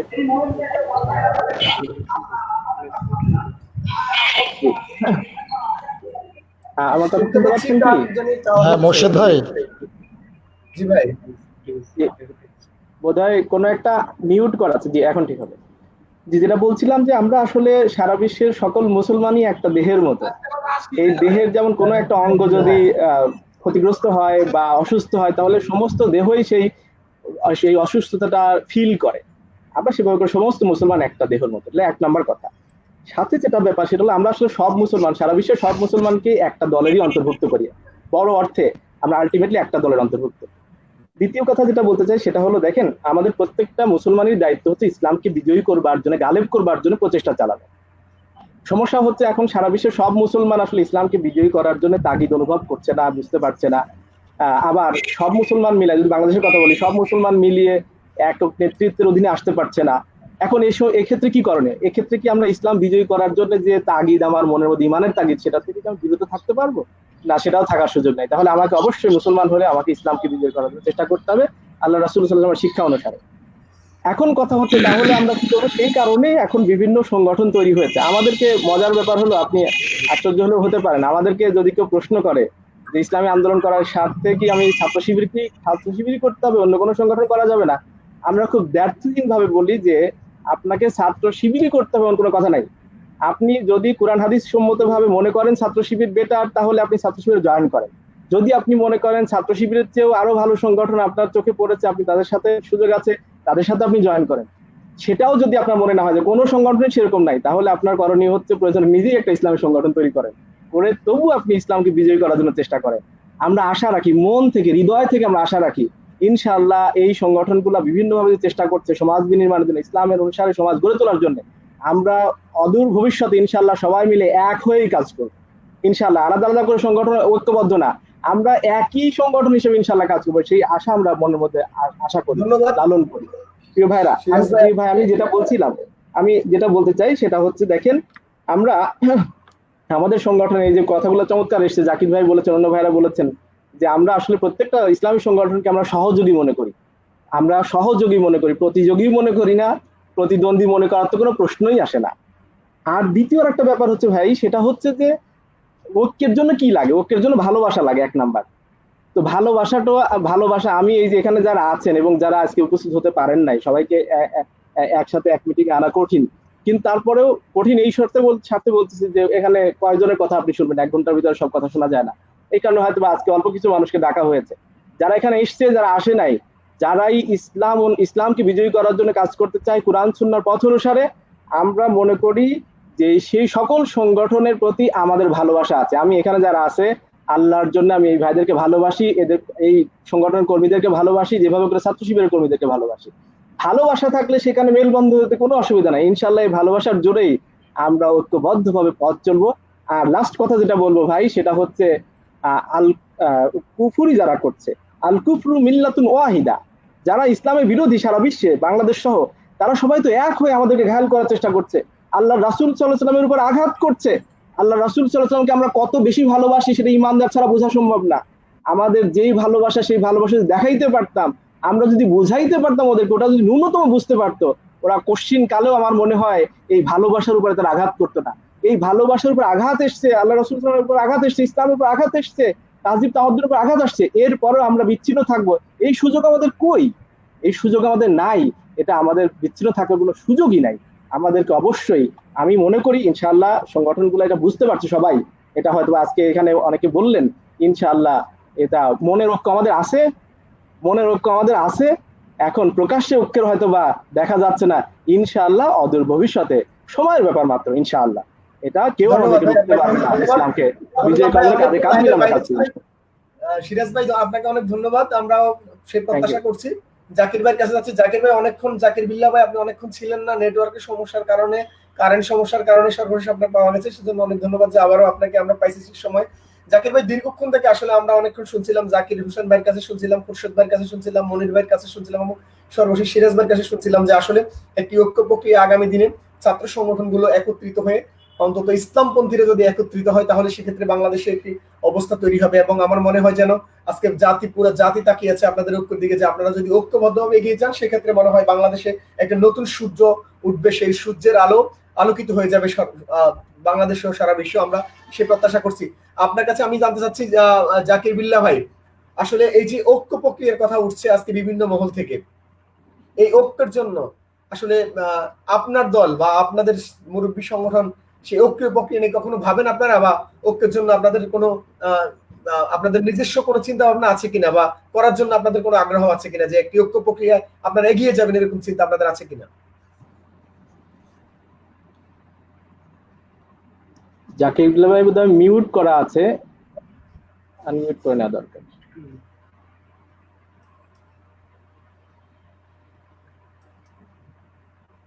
কারেন্টটা চলে যায় এবং আমি ডাটা ইউজ করতেছি, তখন এটা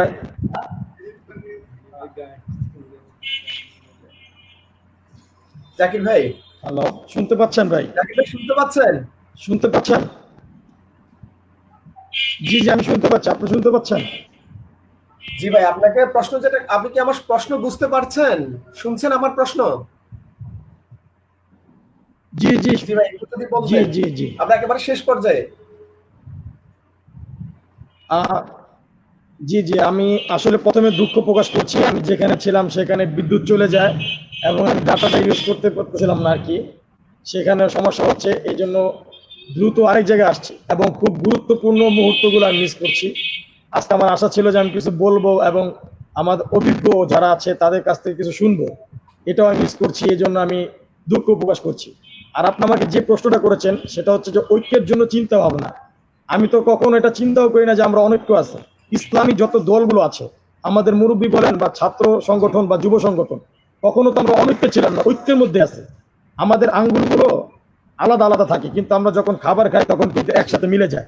ঠিক হয়তো দেখা যায় যে একজন এক জায়গায় আছে, বাকি যখন ইসলামের বিরুদ্ধে কোরআনের বিরুদ্ধে কেউ অবমাননা করে তখন কিন্তু আমরা সে হাতের আঙ্গুলের মতো মিলে যাই। তো এটা কখনো ভাবা উচিত না যে আমরা অনৈক্যের মধ্যে আছি, ঐক্যের মধ্যে আছি। বাকি এই ঐক্যের মধ্যে থাকাতেও কিছুটা দূরত্ব সৃষ্টি হচ্ছে, হয়তো পরস্পরের সে দেখা সাক্ষাৎ না হওয়ার কারণে। আমরা, মনির ভাই বলেছিল যে সর্বদলীয় ইসলামের ঐক্য, ওইটার ব্যানারে আমিও ছিলাম। তো আমরা চাই যে আমাদের যে ব্যানারটা আছে ছাত্র আন্দোলনের, সেটা থাকুক এবং ওই ব্যানারের সামনে থেকে আমরা পরবর্তীতে যত ইসলাম বিরোধী, নবীর বিরোধী, আল্লাহ রসুল বিরুদ্ধে যত কাজ হবে সেই কাজের বিরুদ্ধে বা সেই সমস্ত বিদ্রোহকারীদের প্রতিবাদ করার জন্য আমরা সর্বদলীয় ইসলাম ঐক্যের ব্যানারে আবার কাজ করে যাব।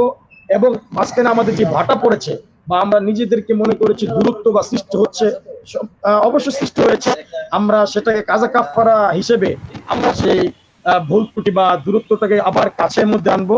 এবং আজকের পর থেকে আমরা যতদিন একসাথে থাকবো এবং আমরা যতদিন ছাত্র নেতৃত্বের মধ্যে থাকবো, আমরা সর্বদলীয় ইসলাম ঐক্যের ব্যানারে আমরা কাজ করে যাব। এবং ও যে সিরাজ ভাই যেটা বললেন, কেউ কেউ প্রতিযোগী বা প্রতিদ্বন্দ্বী না, আমরা সবাই ইখওয়ান, ভাই ভাই। তো ভাই ভাই হয়ে হিংসা বিদ্রুপ অন্তর থেকে ঝেড়ে ফেলে দিয়ে শুধুমাত্র এলাই কালিমাতুল্লাহর জন্য, আল্লাহর দ্বীনকে সমুন্নত করার জন্য কে কোন দল করি সেটা না, সবাই আমরা ইসলামী দলের ছাত্র সংগঠন করি। আমাদের মুরব্বীরা আছে, আমাদের মুরব্বীদের অধীনে থেকে আমরা আমাদের মুরব্বীদের আদেশ নিষেধ মেনে আমরা ভাই ভাই হয়ে কাজ করে ছাত্র সমাজ জাতির রাবার হিসেবে কাজ করার জন্য ঐক্যবদ্ধ। এবং আমরা দৃঢ় প্রতিজ্ঞ, যদি আমরা হিংসা বিদ্বেষ ভুলে গিয়ে ভাই ভাই হয়ে কাঁধে কাঁধ মিলিয়ে সমস্ত ছাত্র সংগঠনগুলো যদি এক হয়ে যেতে পারি এবং একটা নিয়ত, একটা উদ্দেশ্যের মধ্যে চলতে পারি, অবশ্যই অবশ্যই খোদার কসম করে বলি, অন্যান্য ছাত্র সংগঠনগুলো বা 52-71-এর যে ছাত্র জনতা দেশকে বিজয় ছিনিয়ে এনেছিল এবং সমস্ত জালেমের বিরুদ্ধে মাজলুমরা প্রত্যত বদ্ধপরিকর হয়ে দাঁড়িয়েছিল, আজকে আমরা ইসলামী দলগুলো যদি একত্রবাদের সাথে ঐক্যবদ্ধভাবে যদি আমরা থাকতে পারি, অবশ্যই অবশ্যই আল্লাহর পক্ষ থেকে আমাদের সাহায্য আসবে। যেভাবে আল্লাহ তাআলা সাহাবায়ে কেরামকে সাহায্য করেছিলেন, আল্লাহ রাব্বুল আলামিন আমাদেরকে হিংসা বিদ্বেষ ভুলে গিয়ে ভাই ভাই হয়ে ইখলাসের সাথে ইসলামী কাজ করার তৌফিক দান করো। ধন্যবাদ, অনেক ধন্যবাদ আপনাকে জাকির বিল্লাহ ভাই, অনেক ধন্যবাদ। আসলে দেখতে দেখতে আমরা অনুষ্ঠানের একেবারে শেষ পর্যায়ে চলে আছি। তো প্রিয় ভাইরা, আপনারা আসলে অনেক ব্যস্ততার মধ্যে আমাদেরকে সময় দিয়েছেন, সেজন্য আপনাদেরকে আবারও ধন্যবাদ জানাচ্ছি, মোবারকবাদ জানাচ্ছি। এবং আমরা প্রত্যাশা করছি আগামীর যে সূর্যোদয়, আগামীর যে সূর্য উদিত হবে, সেই সূর্য হবে ঐক্যের সূর্য, সেই সূর্য হবে ইসলামের সূর্য, সেই সূর্য হবে ন্যায়ের সূর্য, সেই সূর্য হবে হিংসা মুক্ত ভালোবাসার সূর্য। আমরা সেই প্রত্যাশা করছি। এবং আগামী দিনে বাংলাদেশের যে ছাত্র সংগঠন রয়েছে, বিশেষ করে ইসলামী যে ছাত্র সংগঠন রয়েছে, আমাদের মধ্যে যে ছোট্টখাটো যে বিভেদগুলো রয়েছে, আমরা সেগুলো ভুলে গিয়ে এক কাতারে এসে কাঁধে কাঁধ মিলিয়ে আমি আমার ভাইকে ভাই বলে গ্রহণ করে নেব, সেই প্রত্যাশা করছি। পুরো জাতি সে প্রত্যাশা করছে। আল্লাহ তাআলা আপনাদের সেই প্রত্যাশাকে কবুল করুন। সেই কথা বলে আজকের মতো এখানে বিদায় নিচ্ছি। সবাই ভালো থাকবেন, আবারও দেখা হবে অন্য কোনো অনুষ্ঠানে। যারা আসতে পারেন নাই, যারা আসেন নাই, আমি তাদের জন্য আপনাদের মাধ্যমে দোয়া চাইবো। আমি তাদের প্রতি কৃতজ্ঞ যে হয়তো কোনো না কোনো কারণে তারা আসতে পারেন নাই। আগামী দিনে যেন তারা আমাদের সাথে আসতে পারেন, তাদের কাছে সেই প্রত্যাশা করছি এবং আল্লাহর কাছে তাদের জন্য দোয়া করছি যেন আগামী অনুষ্ঠানগুলোতে আমরা আরো বেশি ছাত্র সংগঠনগুলো, ইসলাম ছাত্র সব ভেদাভেদ ভুলে গিয়ে কোনো কিছু মনে না রেখে উদার মন নিয়ে আমরা একে অন্যের কাছে আসতে পারি, একে অন্যকে ভালোবাসতে পারি। সেই প্রত্যাশা রেখে আমি আজকের মতো বিদায় নিচ্ছি। আল্লাহ হাফেজ। আসসালামু আলাইকুম ওয়া রাহমাতুল্লাহ। এবং